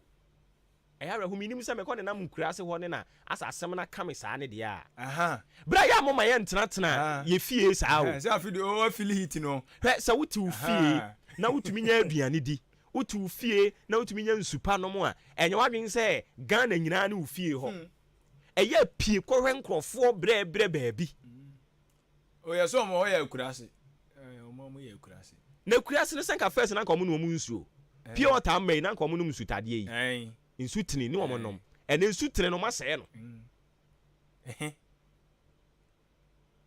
masɛ no hai are ne ya were ho sam saa na ka se Nyankopɔn ontua yenka obetu nyina ka se ne obi adwuma te sɛ me na mintimi mebo wa Onyankopɔn de ɔno no bɛbo ama wa badwunsɔdwunsɔ ho ɛno sɛ obi anyo ɛbrɛ ne so a na obi ne ho no mo obe escape atemu da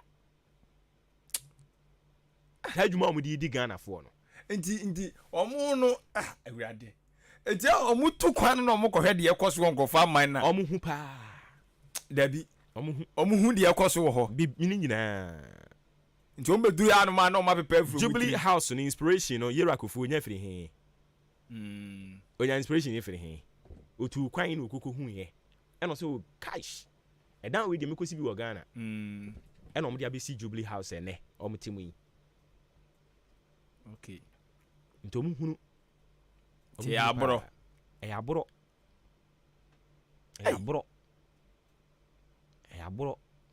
de hia de ɔmo nyɛ da emra se bedwafo de hia mo nyɛ da aboro de kyerɛ sɛ ma okay sɛ 6 March o sɛ de asema okay ɔmo nte parliament hɔ ɔmo te hɔ ɛmɔ mu tirim da bi se ya bokagu ni obi hyɛ ne dan mu a ɔmo wi ɔmo ho ne ho hia ɛno ho hia mo George chain Independence Ah. Day celebration a yɛsɛ no.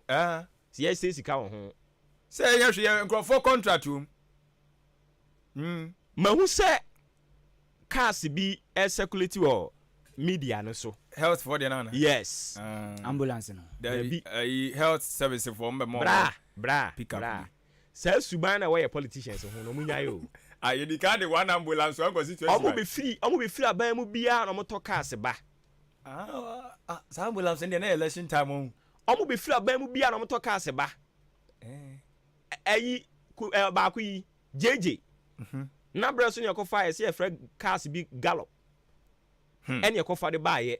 Bra egu hɔ no mo a bepem na me no ka sɛ gina bi da so gu hɔ. Kufu abrɛ so ɔno nso kɔkɔfa bi. Ɛno nso bepem ne tata ayi cars ya ayi. Egu hɔ a bepem ne nsuo atogu so sɛ no.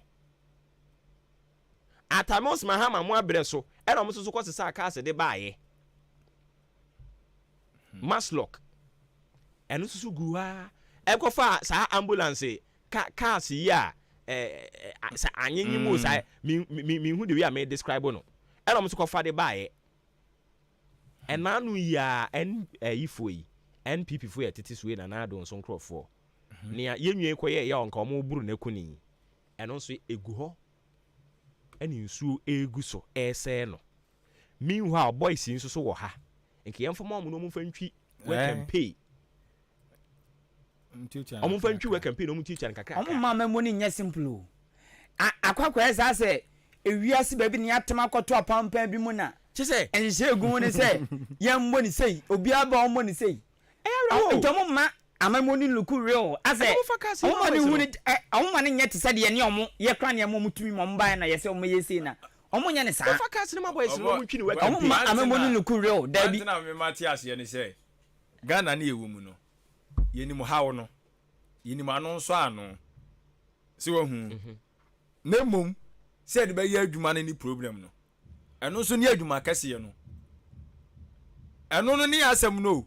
Ghana yenim hawo no obi o kan hawo no ideas no bɛbɛ sisi a. But ideas no bɛba no why na ɛma na yɛ adwuma na obi atolumu. Yɛmfa nyɛ work and pay. Ɔho. Na ka boys yi yɛmɔ mu ntwi ana ɔde nka aban no krampo kra Ministry of Transport no. Ɔde nka ɔnyɛ no state transport. Na ka boys ni twi a tua wɔnka.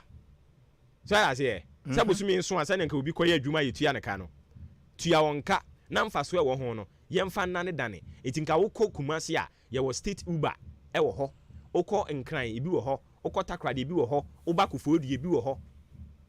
Na nka wɔn ɛyɛ. Yɛde begu hɔ ama nsuo egu so asɛe no. Onim de ntia.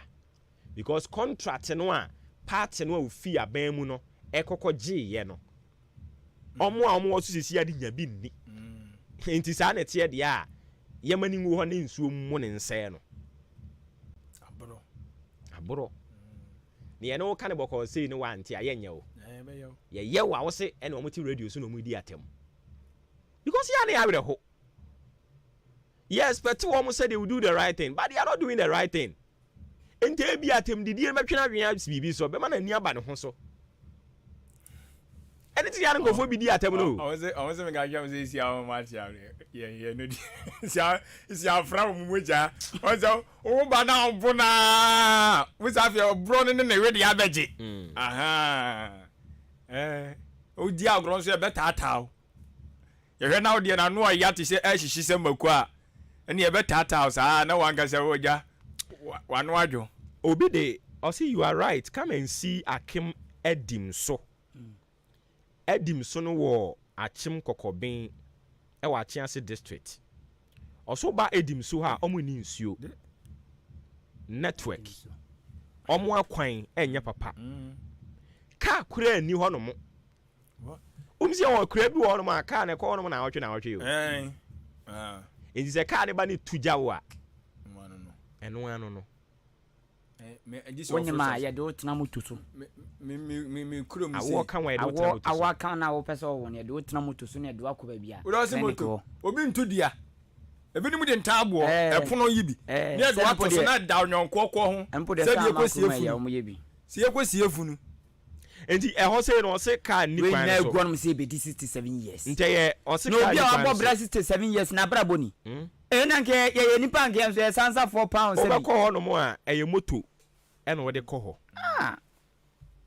kuro a moto ni e de ko ho enso campaign do no mo politician betimi de car rere mu akọ ho obo eno ne ade ba ko a ha me ya me di sebi mia me nuanom maame ne mo ne mbapa ne mo asebo mu onkro nketua hu yawo ene ade ba ko me di omo yawo because oman te chiriye no sebi nye nkro akase mu nko awo oman te chire kwa ne papa mu a ekeye nkro nketua mu ba bia wa develop de yase de wa oda onom na omo obebi ombu yase de ogina onom na osuru ahwe ase krom no ya dika develop awie anya so manya nyomo ba ko mienu miensa bi odan oba no secondary school do se na wa eko bete numu na sensia eti anya hwe ya nyankro ba ko akro ba ko bi su ne de ba ko bi ko kan ho a e o bensin mu a ho so develop but the issue ni se be ka cho so I nipa do se na oni asase asese nipa ho but when it is election time ye the boss ne ko no ma ye nka se nipa mo no mu so awo eti ye ntwa munya nti wodi ye nya wo mo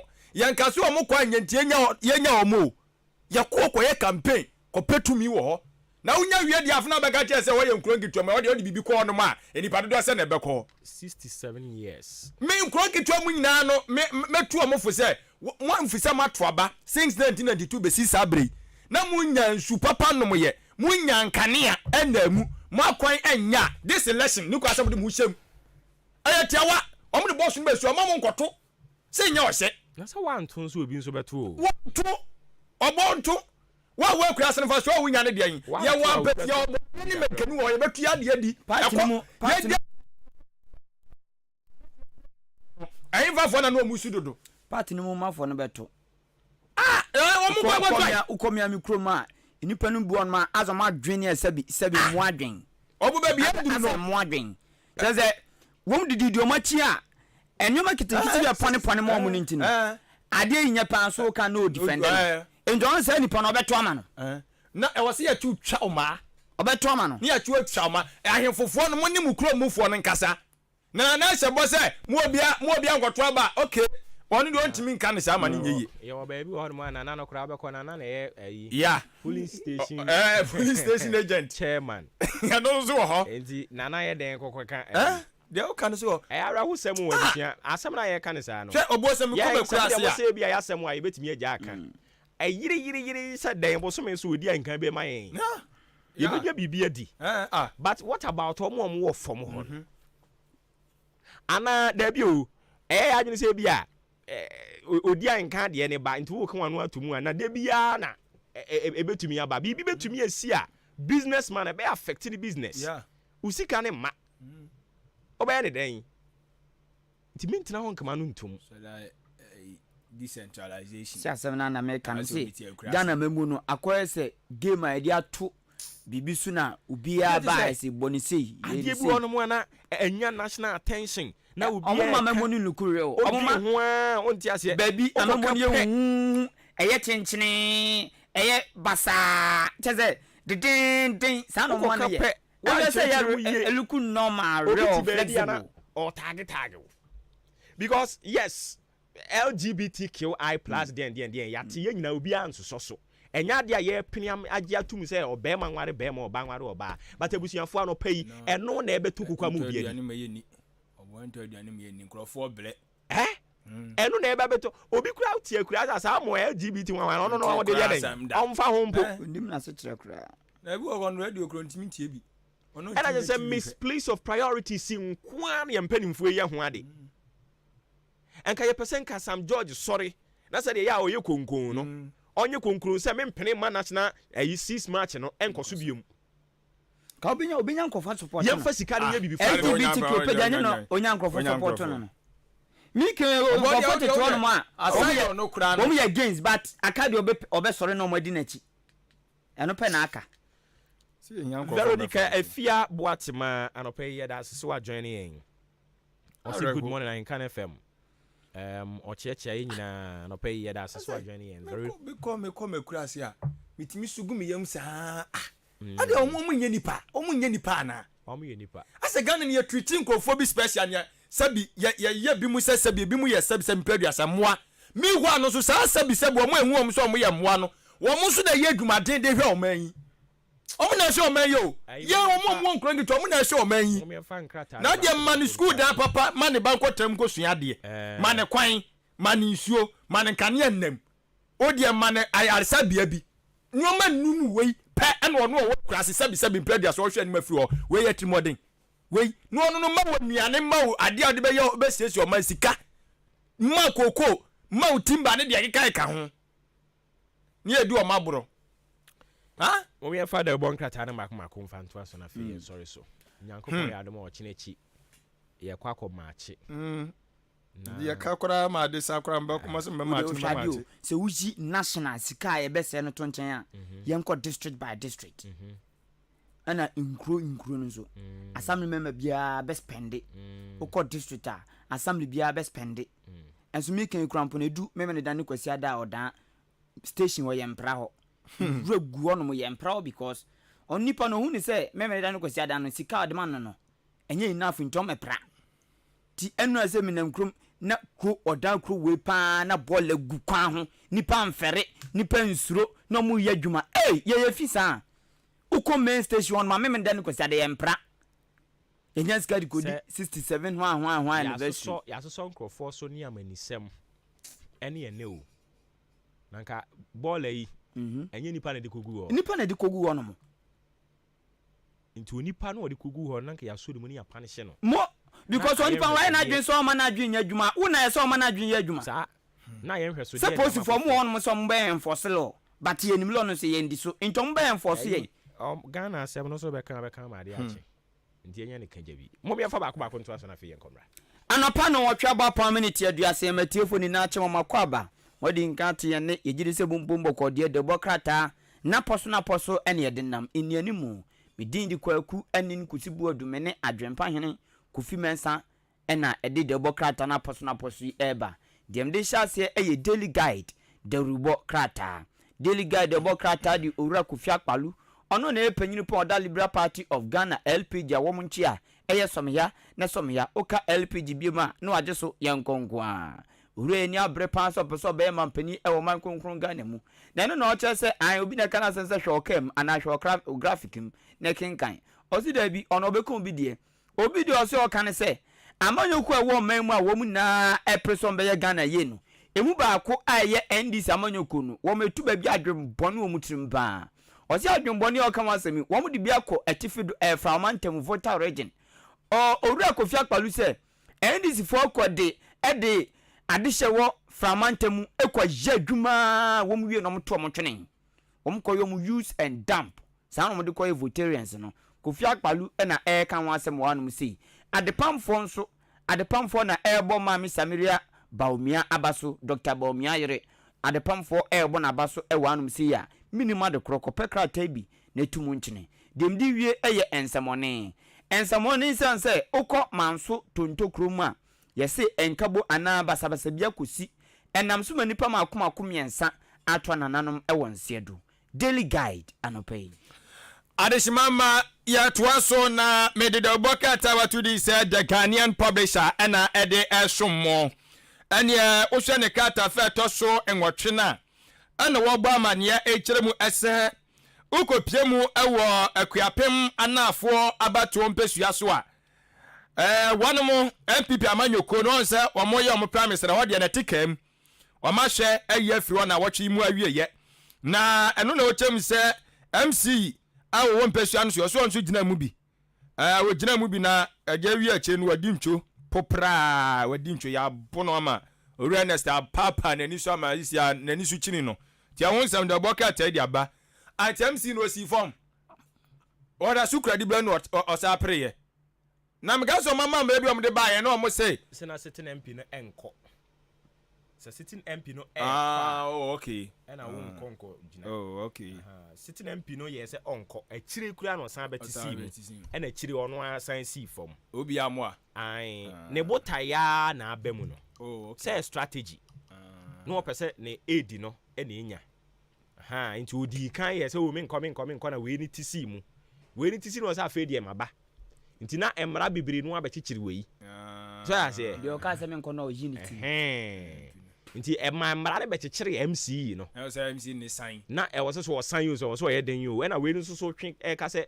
o ka se onko nti achire wo so wo be kwa be ye nsem bibiri wo kwakua pem ho na na nya senketo but endra no mo to aba no yi Saturday no yeah Saturday no na ne 80 no ewi ni ye eno ana no ohwehwe na we nu ana opese ogu nanimu ase ena mpa wanya humiliating defeat ya semo je say ni 80 no afa di oda obetumi ada because ni edi anya dia akwa so no ise ayi okre ho no nso no eye ayi nso 80 ni nyaaye ura dambotwe ni 8 nti nsa na akoye asma make and this game isi akwa na wapia sa isi o de oba e ba na se udi onua ana obi a osum yie isi ama fo adane na yo I funkunya adio na sika fly ho no be fly sika fly ho no nya senketwa nya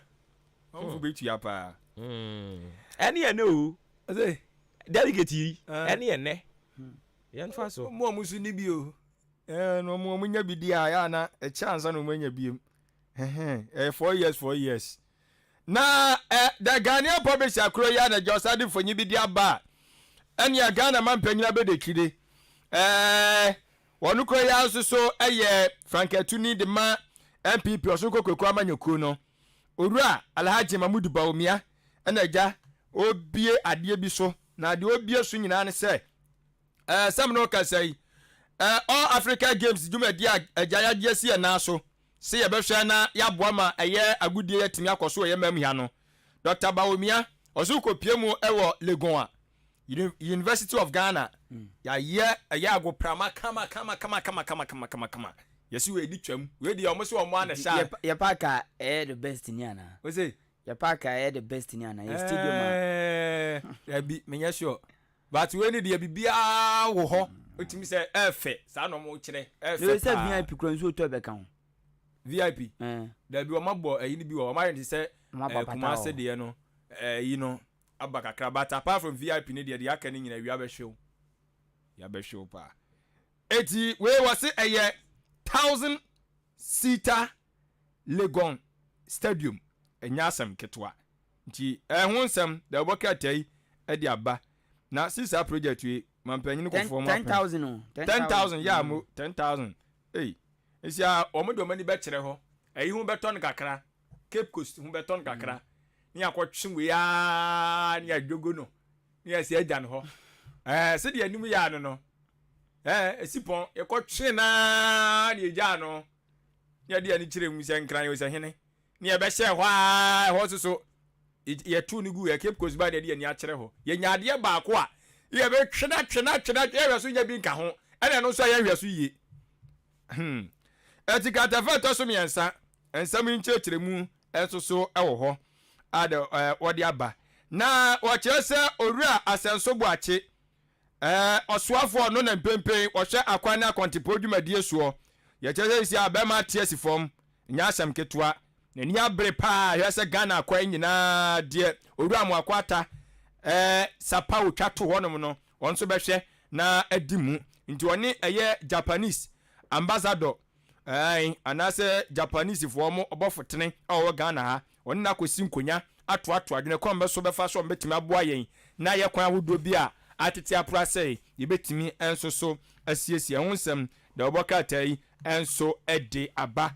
ewa hanomo the Ghanaian publisher nsem ahodo de nam eno no the Chronicle the obokrata mu nsem na mede to aso adwenaka African Games na asem ne dada mamenko manson kwanta so maboso nanso ahanum na nchiremu naba nchiremu a Chronicle de ban ne se eyefuma gudie ya o mani ya ho ntokwa ena nam so ama manso tonto krum enipa miensa wo mo awuo na nipa miensa no chronicle chemu se emu ba ko de etuo eneku no eka no ena tim na de etuo kan no oyekromani a ofiri manso tonto krum ena mu mienu no nso awu no nso saa mining company na de asanko mines no wo mo security private security nipa mienu ena nkofo si wo mo aboa si wo ebi di abo brim wo mo na ye de enua bro wo mo ye si wo mo a te se de ati benfo aye bro no saa pepe ena mu si wo mo aboa na wo mo so fm to nanan mo nse do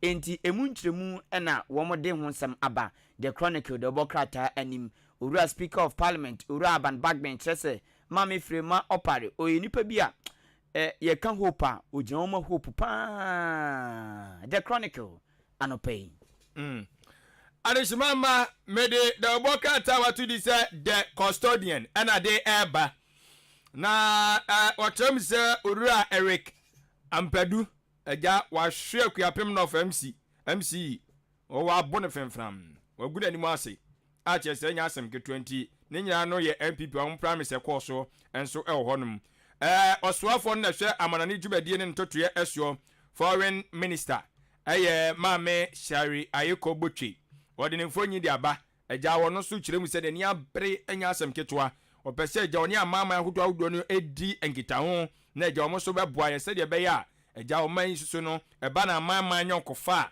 ebetumi enso akonanim enti maame Ayeko Botwe susu mfonyi ni eda ha owie ya wode aban mra ni mu ni panyini attorney general owura Godfrey so mfonyi di aba ena ono so kiremu se na Danko Akufo-Addo akwako pie mu ewo mrase bedwafi of the state of the nation address ko to dwa no ena okoka say office of the attorney general omaboa ama enka eja judgment debt bi anka eba beda Ghana so eno esom Ghana cedis no 10 trillion won maboa masisi asasika no eja yetimi abo ho eban okoka sa asem we nkrofo say odokwa no o three oboa kan sem bebere yesi we di attorney general na kasa tiasimu a o pepa wiem o pepa o chirechirem sa 10 trillion no ekon mo fa so mo bo ho ban ni nyina no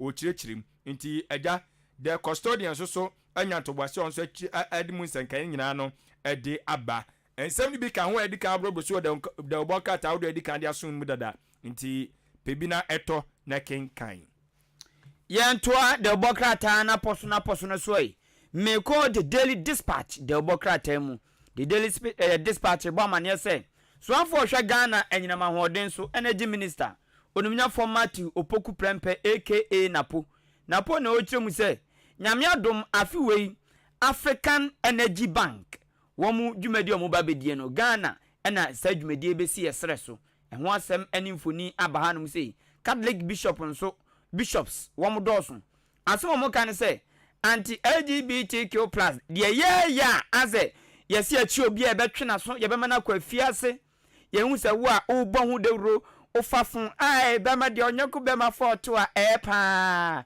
wo mu amu promote no na bonso ba na atwofun social media so ana ono ankasa na ma na odi adanse penyampo se onyonko ba ne oba na moda media me kofa be ma o no aba betema koma no aba benyeme no aba be ma me yare de bi de media me nye nyonko ba pa na mesen no yese mu a mo yesa no ye tuma mu no mu bedam kra che atin wo ma yade no eno na Catholic bishops no chese hwe ye hu ni se sankrofo no ye chi wo ne ye twe wo so ana ye de mo kwafia se bebo a ene ye daada ye ho papa o se nye eno ene be so ohawe ya no Catholic bishops no ene kasa asemi the daily dispatch the bokrata ena etri musa di wie wom enie United States US for ena ebo Ghana kokose se ye nim na ye je anti LGBTQ+ bill no tum na ebedane mra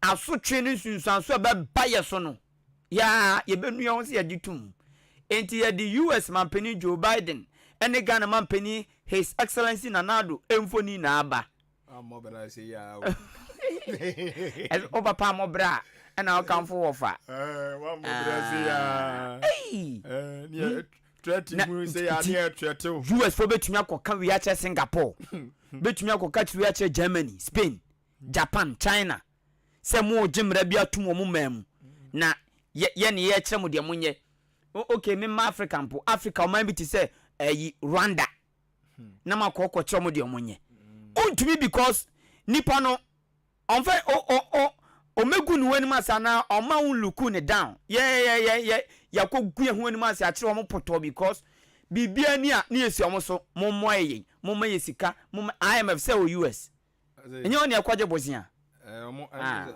Switzerland on the American US Switzerland on okay but say bin so US okay but main one was Switzerland do betumi akọ no pa akọ catch them say mo gemra bia tum na sisi na osem na wo kan tia wa na no wa mo bra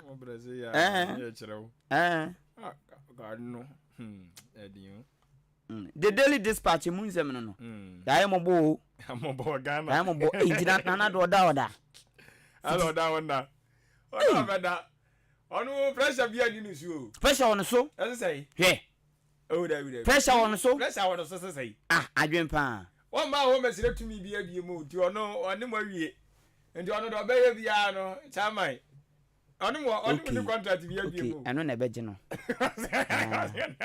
nti ono be say me ma on che mejitum mejiska bia mu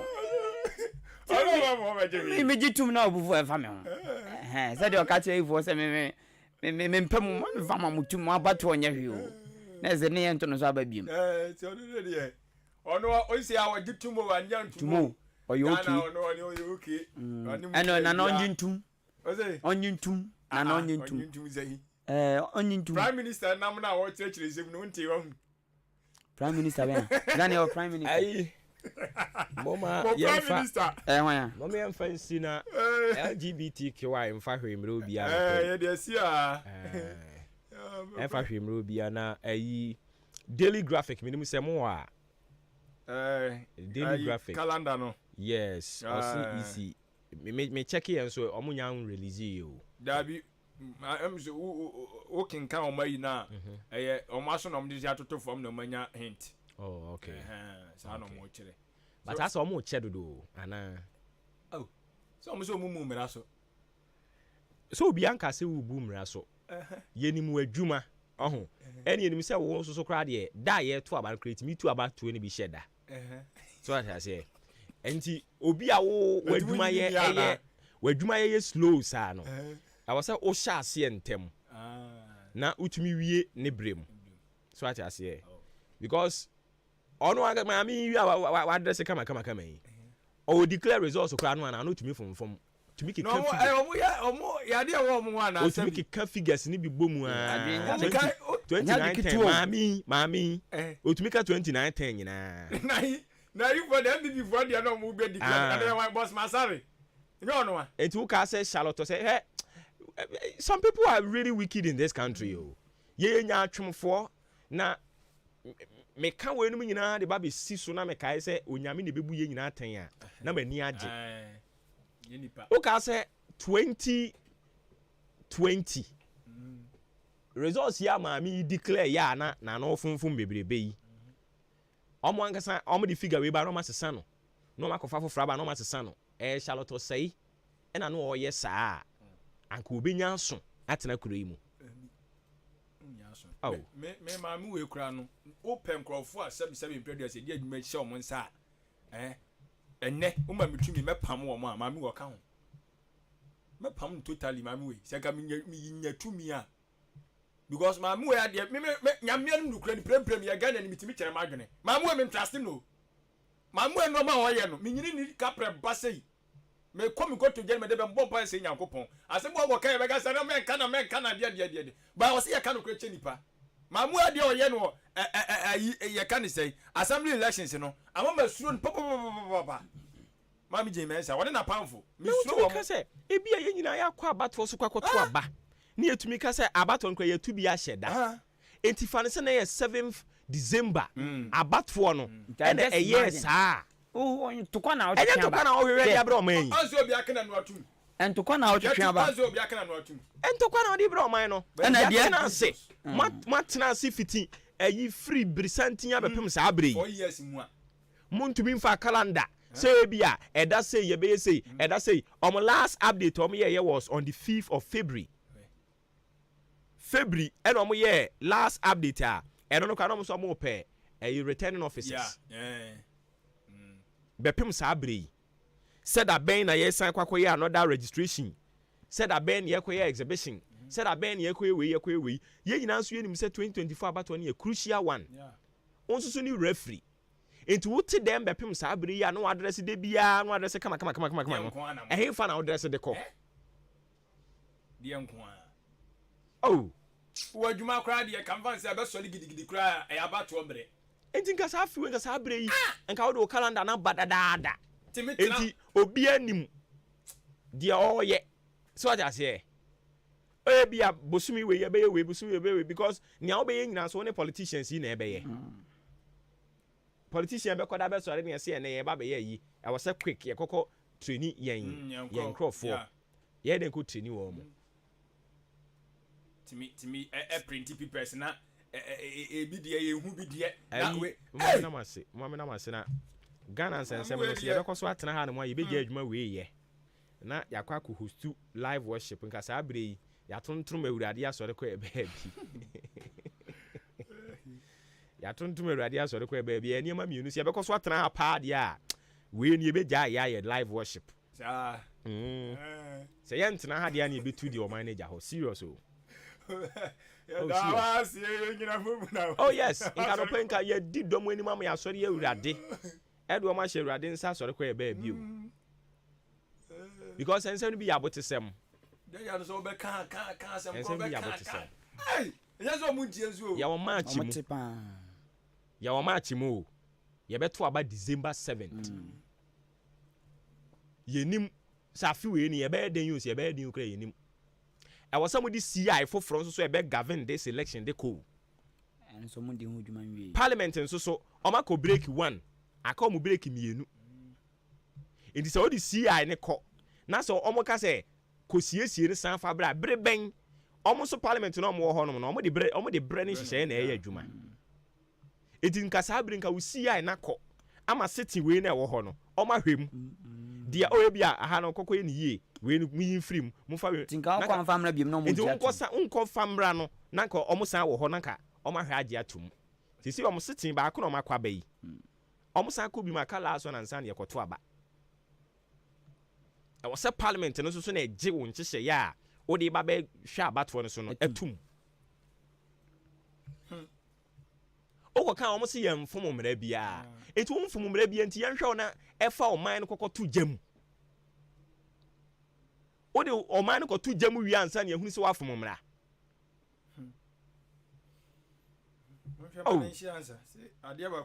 because what I know ni say ye be ye omo a afi no manya 18 years o so mo to aba ni bi nti ye be ye sa registration no ye wi a ye be limited okay I know say no friend limited registration no ye be ye no ye wi a wo a person transfer vote ye be ye o be ye ye wi a akoya exhibition akwakwa odin se bibia ye okay say ye twiro odin wo Ghana ha hwe bra nipa bre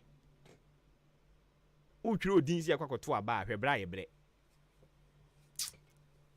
oh month na kan hu ni say wa men wa o ye na dwen say wa April, May, June, July, August, September, October, November, December. Yana dwen say bi wo mu atoba kate wani abete no na wa ha na anyenye bi akra ye boa ye ho ye boa ye ho wie na se bre ni bi kra aka na ye de twen a na ye de gi ahome na ye san fa chire se ye nhihye ye aye ye san fa chire hwe se be ye yi a na ka ye nye piloting kra en try hwe se ye mfa ne se enne ene ye 7 December no a ye try en hwe se be fa otu wo se bre wo mbre wo mu onfo mra nyame anso wo mu a na se asem a wo be kan onfo mra na wo kan no ye to aba na o dane papers ya bi ni won ma tutu hye dane ende anya mra emra na ga jo se ye to aba on the election date na wo wa hye no ye to aba sa da na otumi sa tu bi hye da yi saa we ni firi so na me koso hwe na ni mo hwe ma no be fam ma no be pa we ka se be jasem eti Nyankopon ya adom a Thursday so na NDC for so de o running mate ni din de ba bonten ba nya mi nukure ni running mate am ba de enche kra enche obi ono no ka economy a onso so ye bisa say den no so di be odi ni di be sie ni a say literature. If he want to debate me on economy, I will also debate him on literature. Hey, madam. Boy. I enjoyed the local orals. Did Bahama win the election? No, he didn't win the election. How come? More campaign or could be fee. Papa, we the orals. No, almost your oral. I can say. Oh, my yeah, mobo. Yeah, I can't do when I quite chase. I can't do when I quite chase.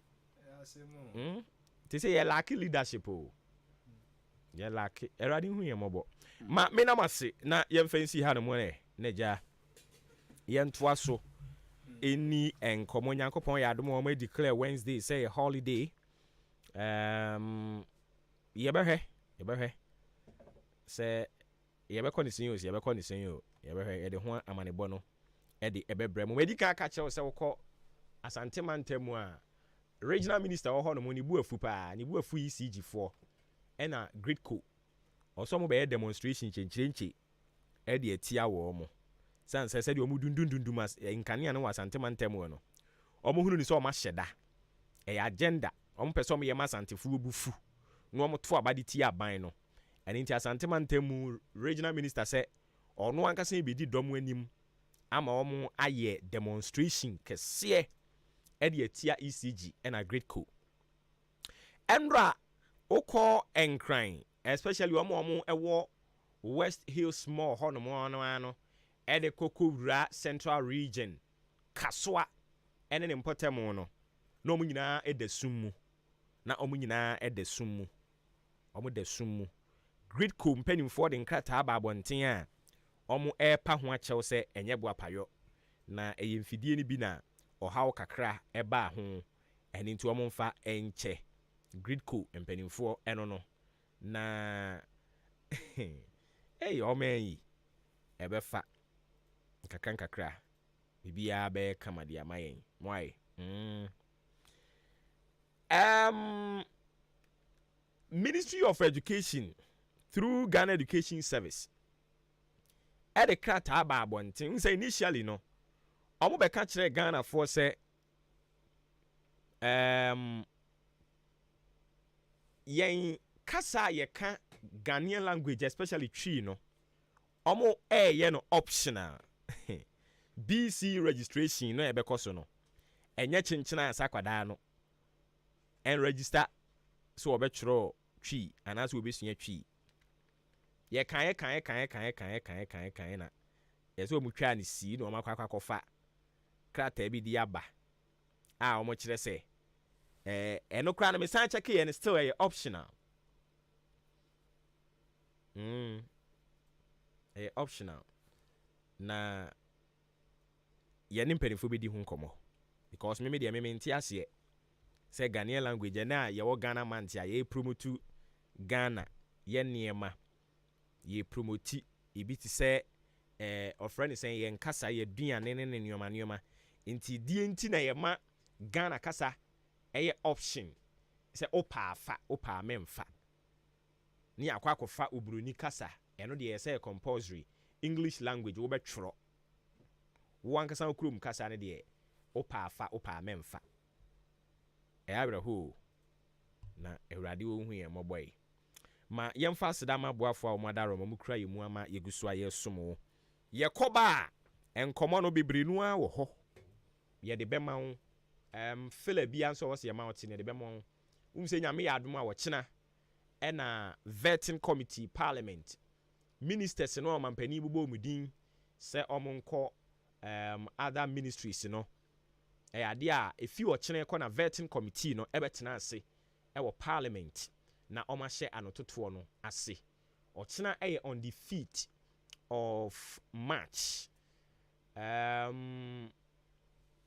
yen honorable deputy minister designate for health ono de ne 8 ne da ben ochina ye Tuesday into Wednesday 6 Thursday into ono de ne be Friday eduru hono mo ana ye nyina ya ta na chi odura ampedu esem nka nkyere wa no pay se ye dansi ho aka de na wo pɛ gasam super plus super cool cement ne akaka ho nyina no ɔse bra ne hono mo na ontumi mpɛ wo nhwɛ ejampadu se iron rods nketo akɛse na dantemo ni nyina obi afi ye ba ne nkyɛnse de bɔ dan so nso ɛno nso oni nyina bi binding wires wire mesh headpan shovel ene ni akaka ho ye wo block machines ɛwɔ hɔ ye betwa o blocks ni nyina de ama kama sɛ wo pɛ ready made ni bi nso ata wo ba wo nsa bɛka ye wo cars akɛse wɔ hɔ no mo a sɛ wotɔ enioma no ne ye hwɛ na wo sɛ de kugya wo a ne ayɛ ne saa pɛpɛpɛ de ama wo mepacho dan aboabo ye ben Akim State Junction Jubilee Hospital so obehunu yen wo ho saa so na enkwanta new market no ye ne won edi animu hwɛ Achim so aduru ye ne Apiani Junction na edi animu hwɛ saa so na okɔ Achiase a ye wa hwene ase 0244 166937 0244 166937 0208299115 0208299115 o fresh our numbers ya ye beje so na afei enkomo e wo ho no no ahwemu adi ne kama afei Jubilee Hospital so se men kan kyerɛ se umpom dodo wa fo wani kyerɛ ho no mo na wo nhwɛ wo ne ye gye wato ho no mo ne yahwɛ wo gina ho ne gye na afei ye wo laboratory facility no e wo ho ye be ye test ni nyina ma wo pharmacy e wo ho antenatal care postnatal care theater ho no ye surgery nti eto de na wo se operation a ye behwe ne ya ne kama de ama wani ana se wo se ene wo hawa ba ho a eya na de wani a kire mu ho ne ape wahwe eno achi nso me pa cho canteen no anuane papa ne eno a wo ho insurance ye gye aban de na ankrankran de eya na wa frame was 0244 575799 0244 575799 and at 0241 784645 0241 784645 o friend numbers ya Jubilee for bejo so omo running ambulance service and inti and adwuda suom yare bi to hye so a and one so be fresh number no na wape wahwe ma ye na ne ye homra ye ba ye to aso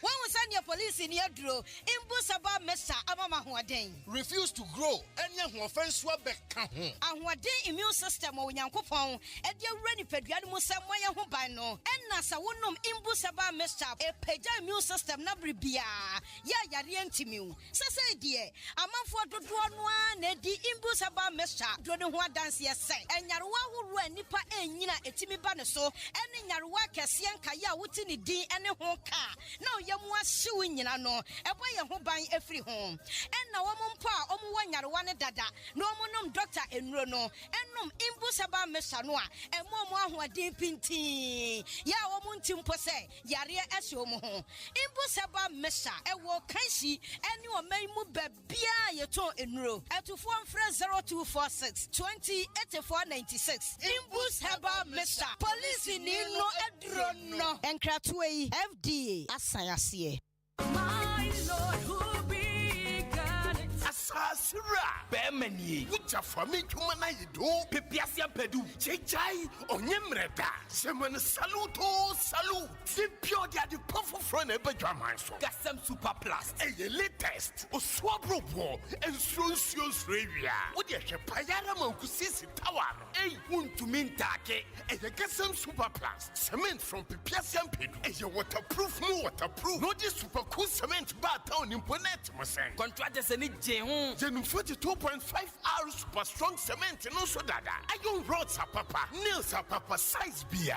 Marine border is strong at your Pepiasian Pedu. Our roofing sheets are baswano. Alusin galvanized aluminium, IBR, IDT, and an accessory. A while being out binding wire mesh, headpan, felt, pickers, shovel, no flat, run, loading. What blocks machine, it blocks, bidding, solid and hollow, 5 inches and 6 inches. Sound supply sun sand, stones, quarry dust, any idea feeling, Pipiasian Pedusuna and Nema Water Fame, Sansu or Casa, Otonia Madudua, Ediko Jau, or Dan Pipiasian Pedua, Abuabu Road, near Akim State Junction, Jubilee Hospital, side also, Sansu or Dan New Market opposite, Achim Swedro Road, opposite a Penning Junction, and a Tia Sinso Owa Areniase, friend on 0244 166 937 or 0208 299 115.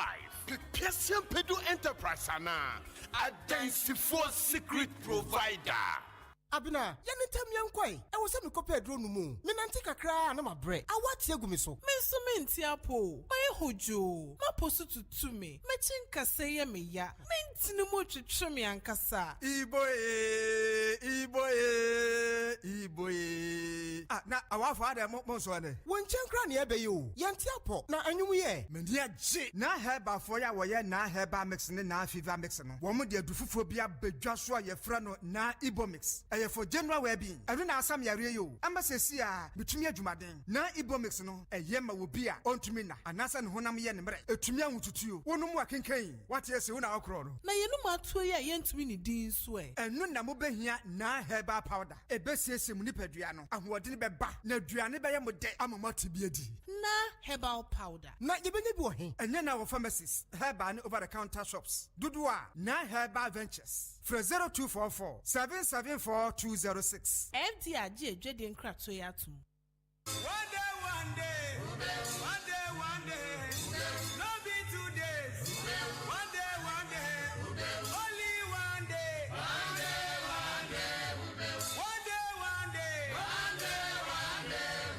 no be 3 days. Ghana adisiye. Obuoba ofore amanfo emamo ache edeba ahenkan 93.3 FM. Abusia yɛ da asese watwe ya me akoto nkraba yɛ toa so na afei enkomo no nea aka mu nyina no ya hwɛ edi ama wa afei ne yɛbɛkɔ ahoma ne so na yɛn big interviews ni nyina yɛ de ama sima enan na abɔ apa anopa meka sisia ne no ahye da ahwidi akɔ enum ti sima num na abɔ apa anopa no nkono ho dwumadi agusu a wutie ne din ɛda so ne maache ɔfrɛ me ɔbowoba ofori amanfo etwagu ɛwɔ media ne so ɛne ntu betimi de wadwenkyerɛ de afa hɔ no mo de ama yɛn ukɔ Facebook ɛna YouTube a yes streaming live ɛwɔ hɔ nti wadwenkyerɛ no fagu hɔ already no mahu sɛ nkrɔfoɔ bi de wɔn de agu hɔ no mo a ɛnkyɛ yɛbɛkenkan ne nyinaa ɛde ama wɔn mo ɛnkɔmɔ ɛda pono so a yɛdwendwen ho no dɔɔso baako Christian Advocacy Africa ɛna wɔn sɔrɔ mampani Akufo-Addo sɛ ntempa so ɔnhwɛ na bill no a parliament a pass no ɔmfa ne nsansi so na mɛyɛ mmra saa nso na Ghana fo bi na ɛne ɔmo kyerɛ sɛ ɛwɔ sɛ yɛma wɔn load shedding timetable san sɛ sɛ ne yɛdundum nkanea this time no ɛha dwen paa yɛdi Ghana month nti yɛbɛdi Ghana enso ho ɛnkɔmɔ kakra na yɛbɛkɔ ahoma no so na yɛne owura kwadwo ata apia kran akɔtwe nkɔmɔ wɔ no President San Kofarbai Save the Nation for Future Leaders. Yene openi konkotwetwe enkomo mfamfa LGBTQI+ kweo de kekeke ka ho no. Yankobo ho nkomo. Openi oti enkan kan FM so ni ma che. Ya, Nura. Na bibia bokɔ de. Bibia bokɔ. Ye de radia se. De di nkan mo a mo wo mukuo nim. Mo te se Bill 2021 ne call parliament. I go through processes in parliament ya dia tumu a ye twen so mampani so obeji atum so wanyin tum. Mote se ba bi a aba bedro nie no. Muso musen. The kan let's hear what you for pa. Na the me so me bo oba so papa. Na pa to wo wo ne kete je thousand. Ye frɛ me Obowoba ofori amanfo. Because at the moment you open us to begin a prayer cannot. I just said to my what can you do that? There be opening. When you you can remember what? You just mean as let's have that parliament before honorable speaker, right honorable Abbas Manning, Abangbabi. But then I say papa. Let's just say we are say you can see Namusumwa a culture. Culture name Namusum. sɛ Ghana ha yamammerɛ ne yamanyi mu no sɛ sɛbi ɔbaa ne ɔbaa da na bɛrima ne ɔbɛrima ahyia no ɛyɛ adeɛ a yɛbusuo a sɛ ɔman bia ɛfigye no mu pɛ kyɛ sɛ ɔman no ɛrekɔ ɔhaw mu no ɔsɛyɛ mu na wohwɛ sɛ dɛ aborɔfo yiyɛ a na yɛ speaker of parliament ne parliament foɔ atuma gyina ɔmo nanso akokoduro mu na ɔmatuma asa sɛ mmari sɛ ɔmampanin nafa ne nsa ɛsi deɛ a yɛgidi sɛ animanim yie a ɔmampanin so yɛ obi a wohwɛ sɛ ɔyɛ akyimkɔɔ no bi mu ba na wohwɛ sɛ the tradition ɔte tradition ase na ɔhu sɛ nneɛma wɔyɛ akyiwadeɛ a binyi ne sɛ ɔmampanin obi delay nti yɛbɛsene sɛ animanim yie a aka no mmerɛ kakra bi na ɔfiri n'akonya so nti yɛbɛsene sɛ animanim yie a ɔmfa ne nsa kakra ase na dakyi dɛ ɛnyɛ adesua a ɛbɛda some 1,000 years ago so ɔmampanin bi baa yɛ afɛm president adodankɔ akufo-addo ɔno na ɛduru baabi a na yɛ kyinyɛgyeefo lesbian ne ho gay ho sɛmi wotumi agye ne nsa si so saeɛ ne wo sampa na sɛ yɛnkwandia ma Ghana ɛne Africa nyinaa. Okay, nti ma yɛmmisa save the nation for future leaders. Momo nte aseɛ ɛwɔ saa mmerɛ yi a yɛka ho asɛm yi ɛne sɛn? Yɛnte aseɛ ne sɛ adeɛ a ɛyɛ akyiwadeɛ a ɛnyɛ yamammerɛ a ɛyɛ musuo na sɛ a saa de ɛyɛ amonɔnefoɔ no ɛna ɛpɛ sɛ ɛpuhyi ɛde bɛhyɛ yɛ so nti adeɛ a ɛnyɛ de ɛyɛ musudeɛ nti ɛnyɛ de papa koraa sika ɛkɔ ɛpɛ sɛ the nation koraa yɛka ka sɛ ɛnyɛ de ɛpɛ sɛ diskɛse wɔ parliament koraa tama ɛsɛ diskɛse saa de bi ɔmo sɛ no kayɛ tama ɛsɛ yɛde ka yɛn suo a ɛsɛ ɛne yɛn nsa asɛm sɛm because ɛnyɛ amammerɛ ade sɛ yɛwɔ ti time wɔ ho ɛsɔ condition ti yɛ so ɛsɔ fine ti yɛ ɛsɔ light ti so waste electricity to debate na yɛ kɔ de ɛkyɛma yɛn ɛnyɛ de sɛ kɛ yi so even 2 days to debate because ɛnyɛ yɛ amammerɛ mu ɛne yɛ culture mu yɛde biara no nti yɛ musu deɛ nti yɛ bɛna me nsa ka ti mi sɛ animanima di yia no ɔmampanin ɔfa ne nsa hyɛ aseɛ sɛ Ghana ha yɛhu so obi yɛ sɛ deɛ yɛbusuo a wosɛ nipa kono koraa no ɛnu kwa sɛ kɛ yɛma wotena wia because wotena wiase a wode saa attitude no na sɛ nneɛma bɔne no binom ɛbɛhyɛ obi mu na obi so asua ama obi so abɛyɛ bi nti yɛdeɛ na kɛa tim ka sɛ woɛso sɛ wobɛyɛ bibi saa de bi dɛ na yɛsɛ kii kɔ wokuru fi wiase sane sɛ nti ɛneɛ meyɛnhunu deɛ he na mokyiri sɛ ɔbaa ne ɔbaa ɛbɛkɔ da anaa sɛ ɔbaa ne ɔbaa bɛware ɛna mokyiri hwɛ wiase no bakyɛ onyankopɔn yɛmfo wode w'ani ahu onyankopɔn da dabi onyankopɔn ɛyɛ nipa hwɛ bɛrima ne sɛ ɛka sɛ wiase akasakasa nyankopɔn ɛyɛ bi no ɛyɛ nsuo ana asase nti sɛ nsuo no ɛyɛ bɛrima ana asase yɛ ɔbaa nti adamuma nti a bɛrima ne ɔbaa ahyia no nsuo no ɛfiri bɛrima ɛrekɔ no sɛbi dompe nim ɛkɔtɔ ɔbaa mu a na ayɛ seed ɛyɛ seed wie na aguro na pie nti sɛ wode aburo ahyɛ fam without the water ɛntumi grow nti adama gye nsuo no egu so a na ani na fɔ akɔ na pie firi ɔbaa no yɛ nti ɔbaa ɔyɛ asase ne wɔwie no after that no without the water there is no plant water breast milk ɛna de bɛ sustain nipa no nti nipa gyina hɔ mɛnyankopɔn nti nipa ana bɔ nipa nti without human being no there is no God adam da adeɛ mɛ nipa gye grow wiase na wɔsi because of book ana nimdie bi ti no after deɛ sɛ nyankopɔn nipa bɔ wiase na yɛn tɛnde no ɛba sa pɛ obi biara a ɔpati sɛ gay na lesbian no sɛ nipa no ɔyɛ adeɛ ɛfɛ no aborɔnsɛm oni aborɔnsɛm sɛ nipa no ɔne ɔbɔnsɛm a ɔwɔ wiase nti ne kwasi ɛma ne tena wiase because ɔtena wiase sɛ ɛma ne kontinu tena wiase pa a ɔbɛyɛ aborɔnsɛm nti ɔyɛ ɔbɔnsɛm nti ɔsɛ ɛhyɛ no ase ɛfiri wiase. me question mebisa ne sɛ ɛyɛ sɛ yɛgye atom ama ɔmo aware ɛne yɛkyiri anaasɛ ɔmo ɛnna mu no ɛno ne yɛkyiri. Okay. Sɛka woyie no na no yie maame ananka mabisa me next question no.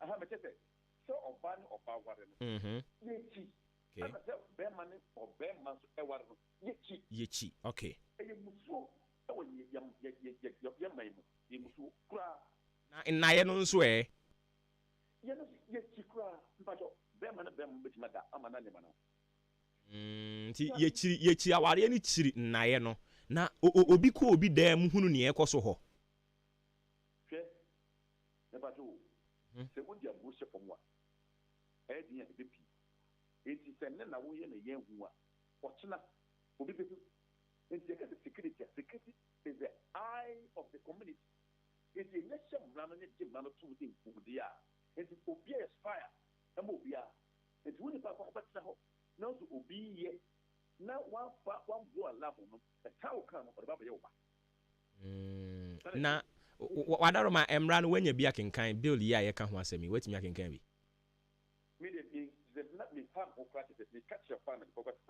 last year say we are wasting time to debate this thing every culture I didn't know yet traffic debate wo na bibisa sɛ wanya bi akenkan me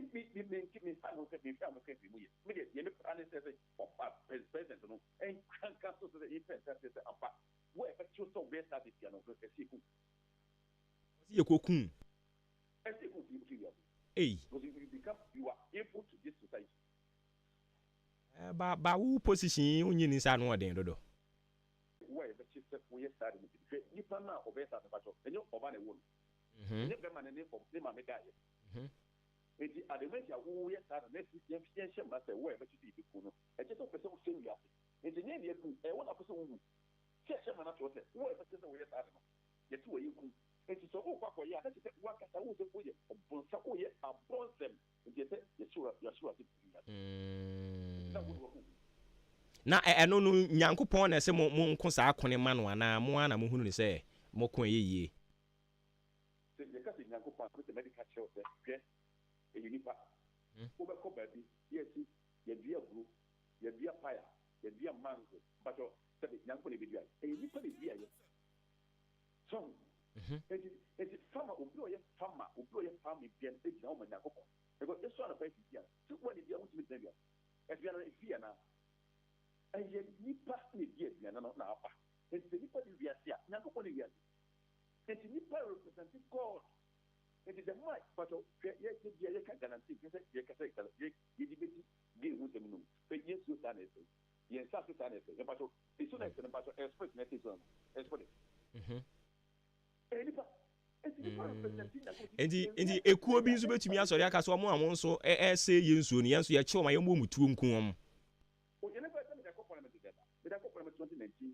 2020 2021 2022 ni na me ko parliament ya shamla se o mo shamma se wo e fa se wo se ye nsuo se ye sa e che se o yo bon san ko se bia se o se ko free bia e se ne o de wunya akwanya obekum Ghana fo nyina o se ba se enipa Ghana Africa service Ghana population service Ghana ye bet na pay 35 million next enipa 5 million na se yesu next enipa 5 million no ebewu na yesu hu atono ne yenta se atono a is better to say better ho enipa 5 million no aku enipa 35 million ni na because me yan oso na papa person oba nusu oba bisi insu oba yeti insu oba no ka insu oba gari insu adobia ye obi apia insu drink bia ba no bia insu ade enti dama insu ese no na ka wo se ewiase kɔ na wiye enti ade se tra hɔ eni pe nipa kakra bi ese e future dama insu se na ka wo se ewiase kɔ na wiye enti ne kɔ na yeta ni na no omo ya bunsam omo ya abonsem enti no kwa se omo tɛbia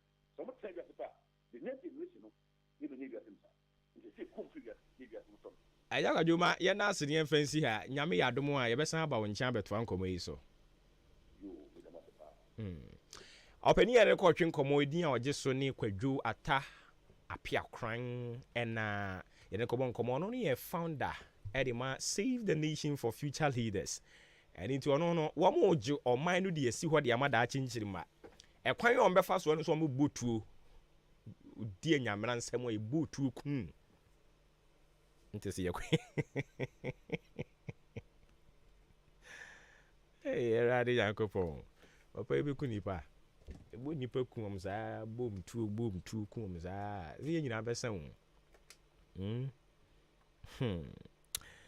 anyways yɛbɛkɔ yɛnim na afei yɛde nkɔmmɔ no ne yɛaka de aka ho de ama wo. So yɛgu so a yɛdi nkɔmmɔ sɛ yɛsɛ ɔbɔfoɔ no ne yɛnam ho apa so mopɛ nti yɛn nso so yɛbɛdi ho nkɔmmɔ paa de ama mo from agya kwadwo yi one more point of view no yɛhwɛ sɛ yɛbɛsan akɔ other mpanimfoɔ so na yɛne wɔn nso so atumi abɔ ho nkɔmmɔ.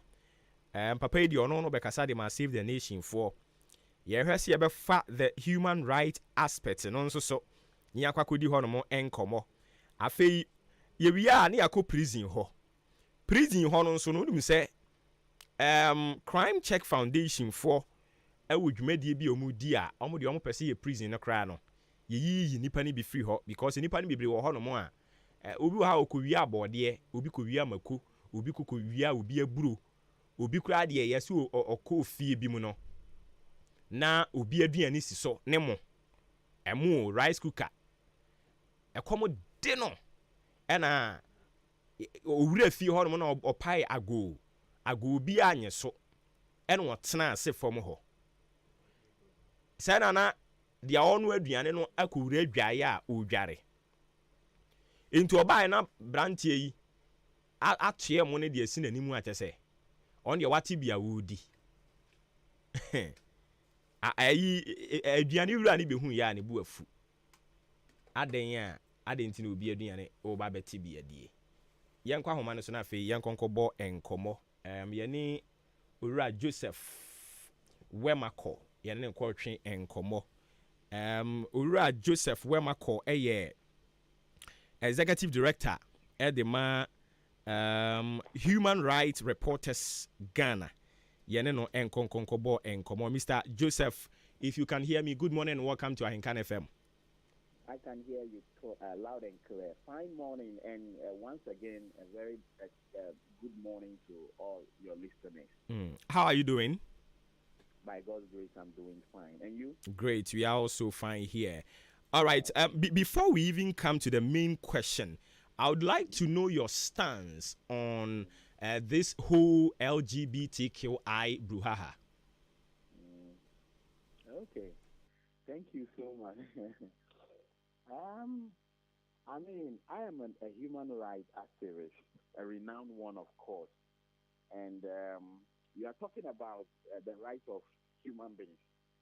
People have the right to, have sex, have the right to food, freedom of worship, religion, and all that. Yeah. So this is a typical example of that. I mean, we live in a country where our laws are saying no to this, no to that. Yes. What else can you do? Even if you have your own way of doing things, sometimes you have to think about the law. But as far as we are concerned, or I am concerned, this is a very critical issue that ought to be looked at, despite the fact that the law is there. The question is, are these people also not human? If they are, yes. Don't they also have a right to do certain things? Yeah. And who can judge to say that what you are doing is wrong, what I'm doing is right? In the end, the power lies in the hands of God. So that is what I would say. Yeah. It is God who is the judge, who can differentiate between who is right and wrong. Even in our law courts, what do we see? In the end, some of the things goes the other way. Sometimes justice is sold. If you don't have money, meaning you cannot get justice. Even though your case that you are pursuing, you are on the right side of the law. So this is what I want to say as far as my stand is concerned in this issue.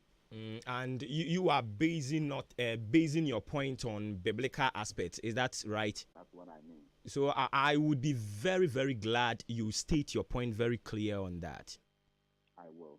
I think I have made my point known clear as far as this whole LGBTQI right or plus right is concerned. Yeah, I am saying that we are all humans. We tend to behave in certain ways. I mean, if you are in your bedroom right now doing something with your partner, you in your bedroom, whilst you are close to your partner, and I am telling you do certain things the right way or this way, I'm thinking it's my right way. It might not be your right way. Even budging up on you alone, it's a case. to me and decide who is going the proper human sexual rights and Ghanaian family values. Who has the right? I see. So, and equality.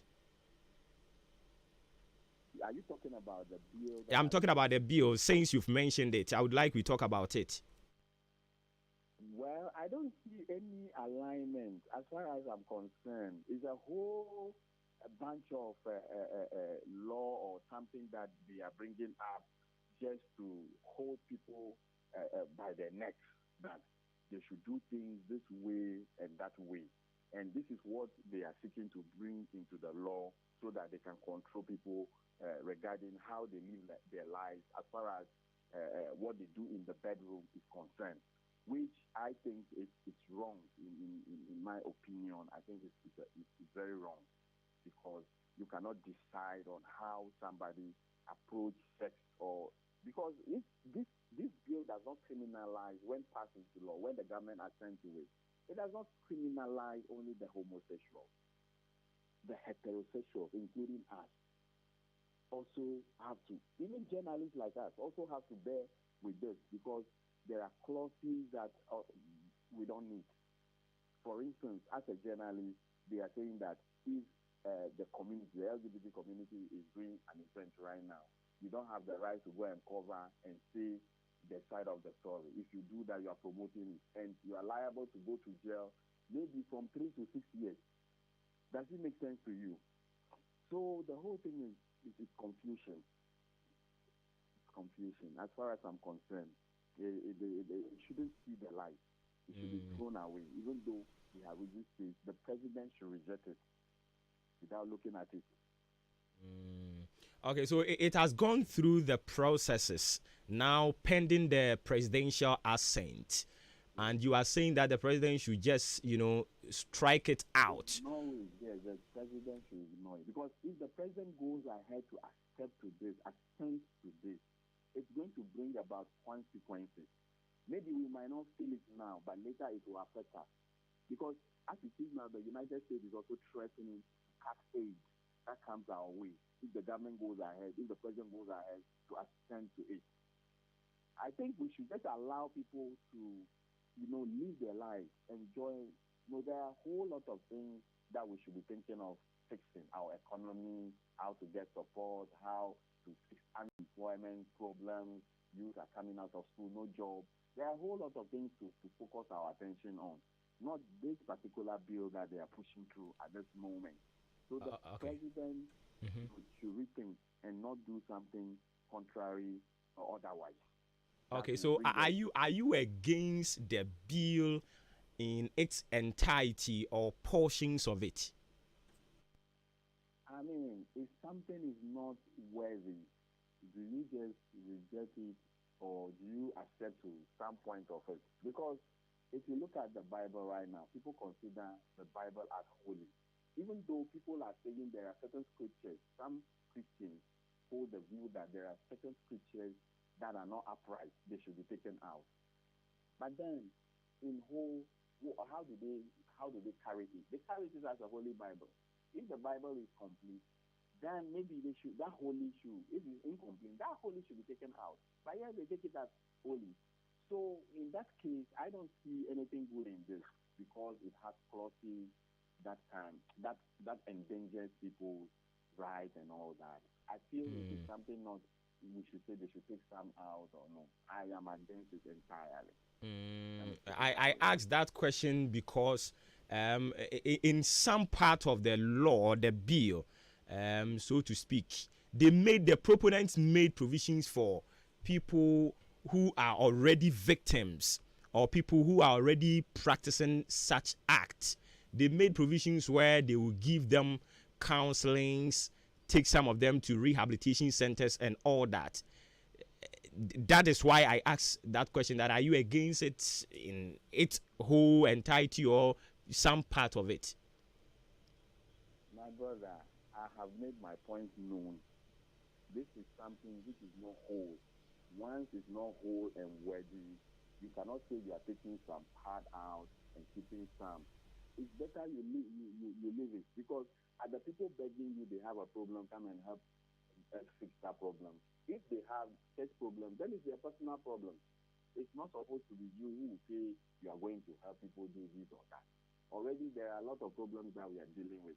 Allow everybody to deal with their own problems if it comes. Because if you find yourself in a situation, if you create a mess for yourself, a monster, one day that monster will consume you. So if you create something bad, it's just like a law of karma. If it is something good you have done, it will come back to you. If it is something bad, one day you will see the bad side of it coming back to you. So why can't we allow the people to enjoy freely what they want to enjoy? I see. So, what if the president assents to it? What would you do, you and your other, people? Well, there's only one way to keep advocating. Maybe another president might come and decide to, repeal it. But as it is now, we can only advocate. We are advocates, as we know already. So we can how we can, what I mean is that we have to maximize our effort as far as advocacy is concerned and ensure that even the president doesn't go that way. But if he has gone that way, so we will continue to push for advocacy. Maybe things can change later. Yeah. Okay, it's a pleasure talking to you. Yeah, same here. All right. But, hello. Mm-hmm. But you want to make some points? You have not really touched on the Reverend Daughter Fabena Oponi's case, or we should leave it that way, because I thought you are going to go into that. Yes. I wanted to find out something, and you made it very clear. That is why I didn't bring in that question, because you have stated clearly that you are against the whole bill. Oh, okay. Yeah, but I don't know if you still want to make comment on that. I have a portion that I want to comment on. All right. You see where he quoted something saying, he said the president should not sign onto it, should strictly assent to it. Right? Because this is what they want, they are calling for. Look, let me read something. It's a national concern that must attract a national response from the president as early as possible. We are not denying the fact that all manner of sexual practices prevail in our country. But if you add it to our cultural norm, that is where we are talking about. I want us to focus on this particular, the last sentence or paragraph. It says, we are not denying the fact that all manner of sexual practices prevail in our country. But if you add it to our cultural norm, that is what we are talking about. So he is talking about cultural norm over here. This is a figure who is from the Pentecostal area, a Christian figure. Is that not it? Because he's the former General Secretary, Christian Council of Ghana. Council, yeah. This is the figure who is talking about norm, cultural norm. I mean, is he not confusing himself by saying, but if you add it to our cultural norm, he must be advocating from the Christian point of view, not cultural, because the Christianity they don't even respect our culture and tradition in the first place. Now, the reason why, so this is where the confusion is. Mm-hmm. You see, let me explain something to you. I met a young girl recently. She's a devoted Christian. But when this issue broke up, you know what she said? She said something that struck me. She said, the white man who brought the Christianity? I said, yes. So when they brought the Christianity, we accepted it, hook, line, and sinker. They will tell you, forget about your culture, your tradition, and it's demonic. Yes, people believe it, and then they're following them. They follow them, and they are quoting all kinds of scriptures. But in this, so she said that it's not them. So why is it that they brought this homosexuality, LGBT? People are rejecting it, saying on a culture, on this line that, our culture and tradition and all those things were there. Is it not the same Christianity that they brought? We have our culture and tradition. They told us that is demonic, fake, bogus, and all kinds of things, and we believe them. So when they brought this, we should have also embraced it. We shouldn't have to challenge them by saying, because they decide our way, we are following them. They are leading us. You see, so when she said that, I said, girl, you are very intelligent. Because we don't follow our culture, tradition. But Joseph, would you entertain a situation where your child, your boy will come home and tell you that, Daddy, I want to get married, and you find out who your son is trying to marry, and you find out that is a same-sex boy? Would you be happy? Would you entertain such thing if your son brings home another boy and tells you that that person is his partner? Would you entertain that? I'm not sure my child will bring a boy and want to marry, because you have to train your child in a way that he will not see certain things and like it. But fine, even if he comes back to say something like that, then I have to sit him down and ask certain questions, and also probably based on that teach him certain things. I won't just stand up and then be how do I put it, be judgmental or criticizing or something. There are ways and means to deal with people, even if they want to do something. Just to help you, let's just even assume that you are convinced with the reasons given to you by your son. Would you still go ahead and then entertain such marriage? The reasons given.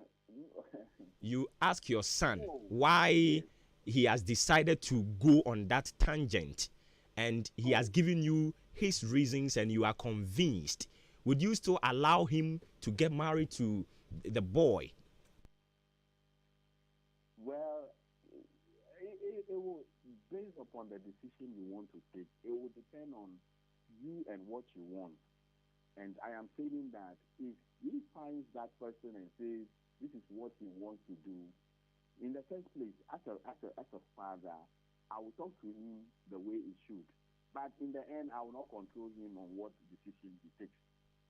I think I wanted a yes or no answer. I wanted a yes or no answer. Would you accept after you have been convinced by reasons given to you? There's no yes and no answer in this, because in every situation, you have to weigh the situation. You have to weigh what the person likes. Since you are saying that they have their right and you can't curtail their right. Yes, what if I don't accept it? Yet he goes ahead and do something at my back.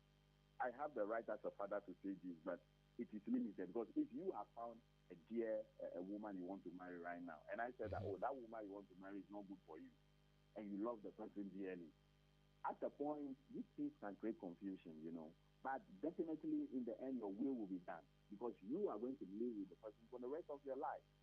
So your son, if I get you right, your son can still go ahead and marry his partner. Yeah, that's why I'm saying that he has the final say. I can come in and say this and that, but I have a limitation, because he has the right, the final say.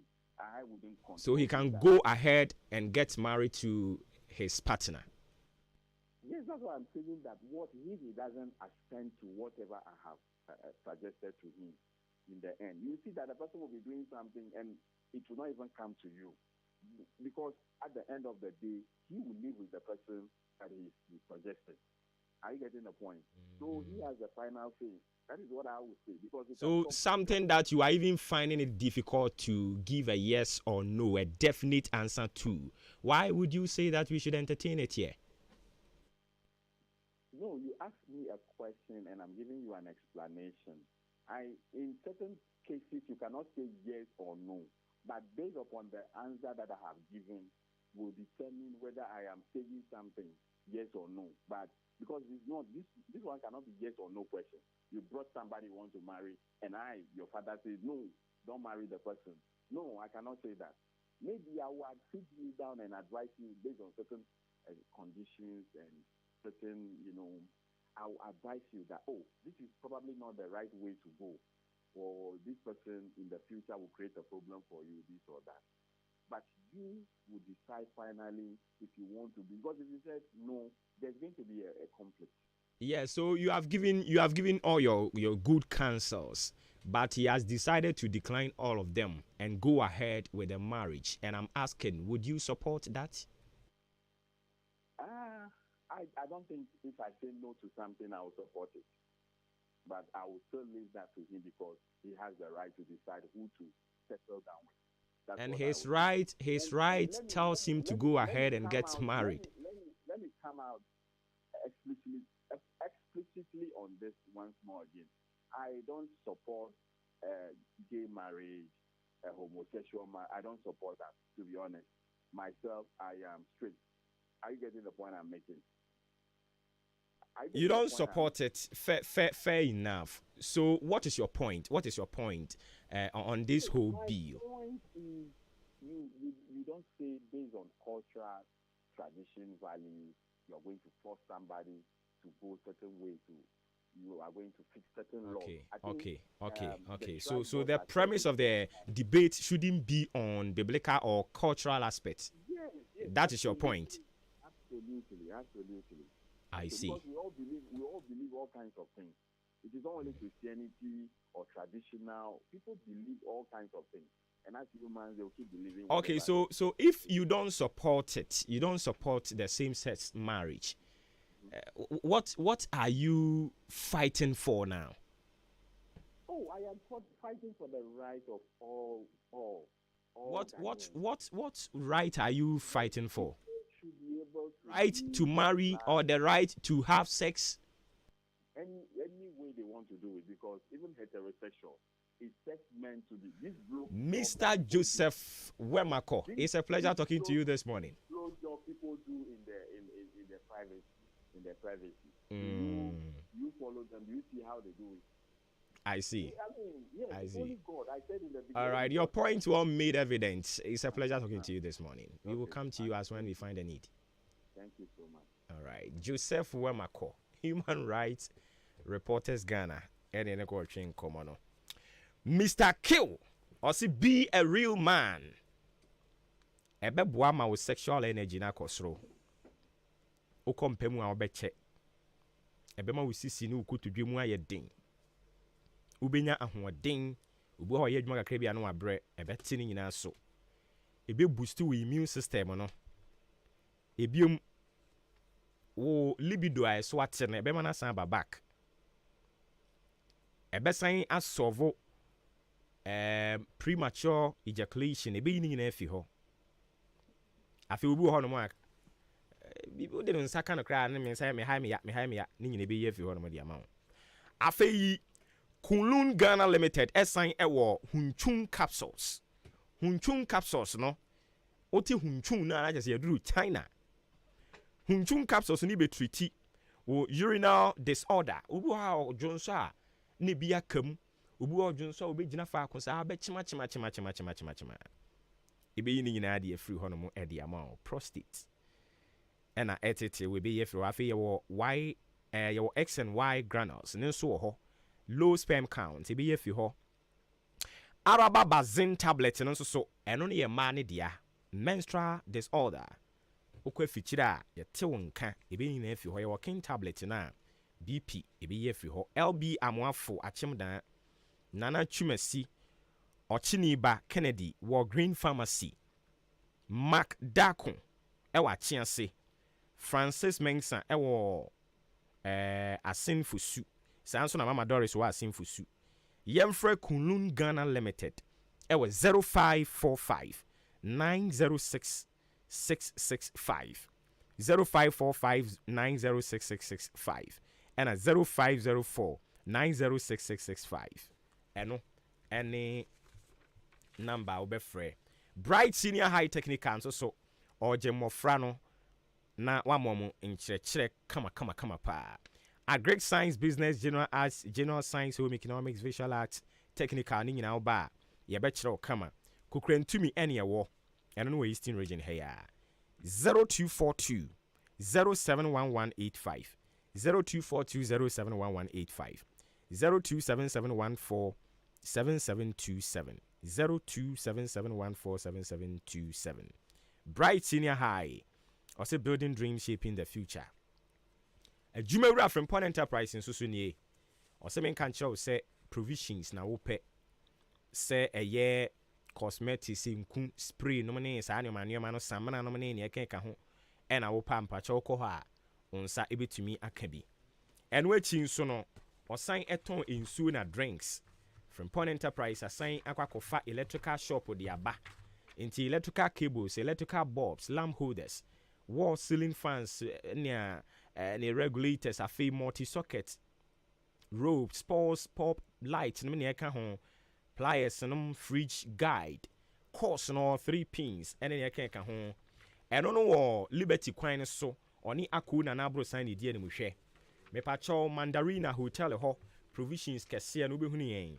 Enquantanum new market so ye wo ho Kane GN Bank Dynum ye wo ho Frimpong e wo 0244 adwumawura 897525 0244 897525 0206473953 0206473953 number be free afi ye free ho no mo akumi herbal tea nsunie kumi herbal tea ne boa yen pa e boost immune system ne de amayen tea bag ne ba ko fatu nsu hiem bone gwa wabra adwo kama emfasi kira na asem kanka ho ebe boa boost immune system na mo wenya hoden pa oman mu baby bia ye ton aduru nsa be ka bi oye oba penfo o ma obanufo abofra below 10 years aduru o mo mfa bi o always so green pharmacy masare chimesi amoafo ochini ba na Kennedy ni nyina wa chim dan ukoso aduru abosome wo fa yawo ewo achiase ye be free 0248716402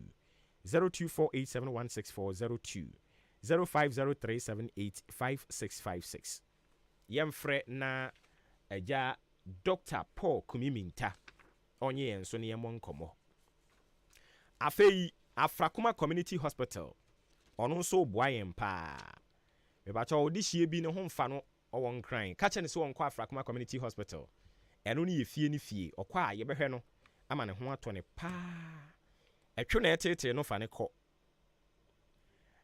den na etete no fa ne kɔ ye behwe ne pa ama ne ho ato ne kama 0597005963 0597005963 Afrakuma Community Hospital no ye da musron kokra kɔ na ye nkonko boa wo afei madaro mama dwenkyira hodo amode baaye no ye de bi toa so e de amawo na afei se breba mu a yam wewura mu e de wadwenkyire abetoa so enti mame nye ne fast pa na ma kwan we say your friend of Veronica Efiabo Atema wama yachi yedana se Dr. Down Blue message no yehu yeda se Blessed Sun 2 p.m.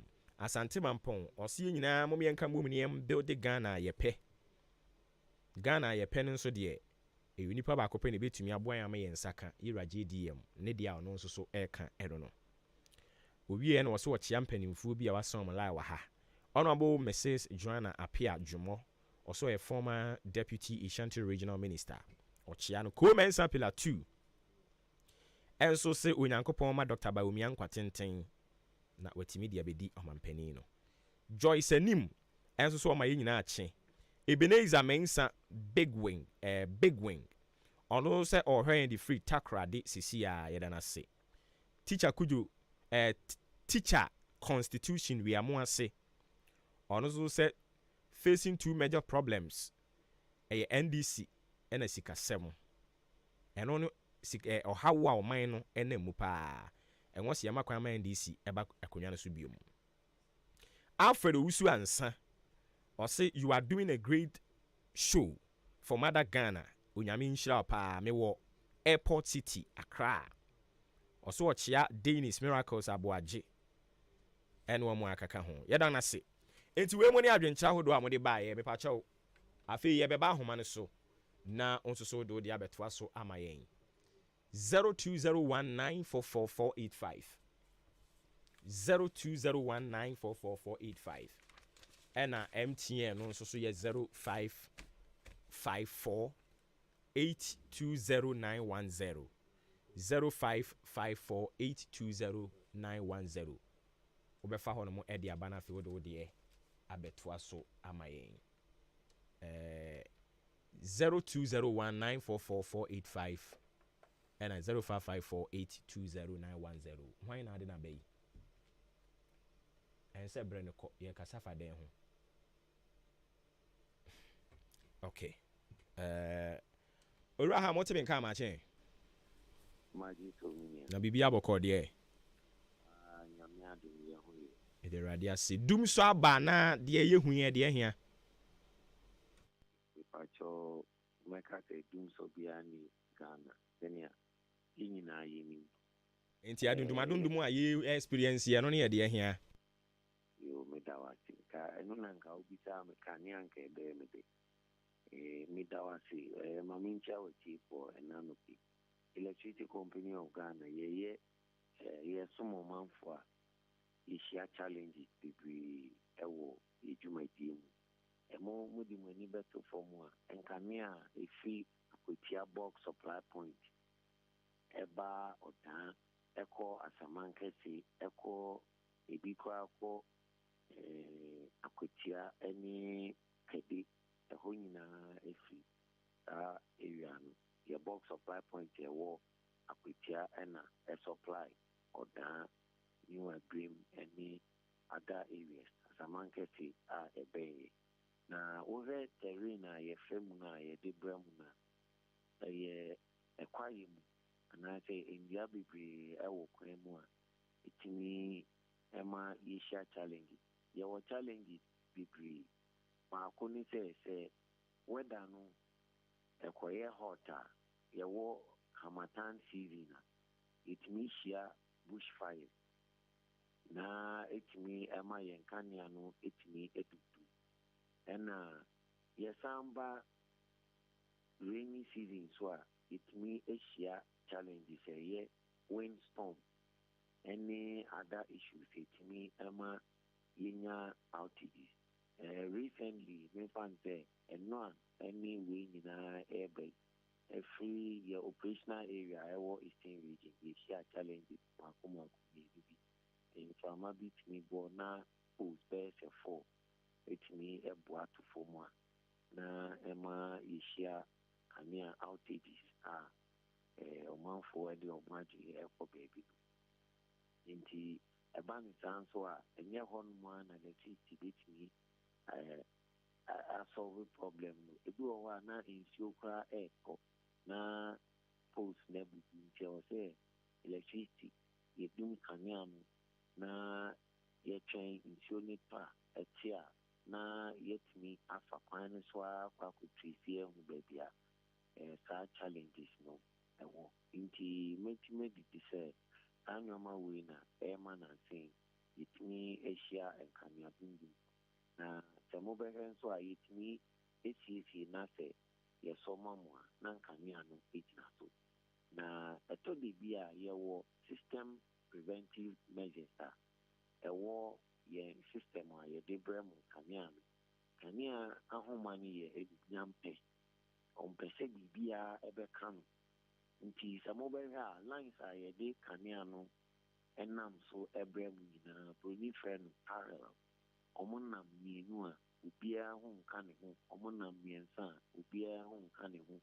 eye nan a ubia nka obi sanso na bibia eye foreign material bia ekokoka ahomana etimi ama yetiminya reactions nti ebi kra na edie bi emban enyi kaka akwa akodu ye line ho ana sa asie no ubere na etimi kan na line na triple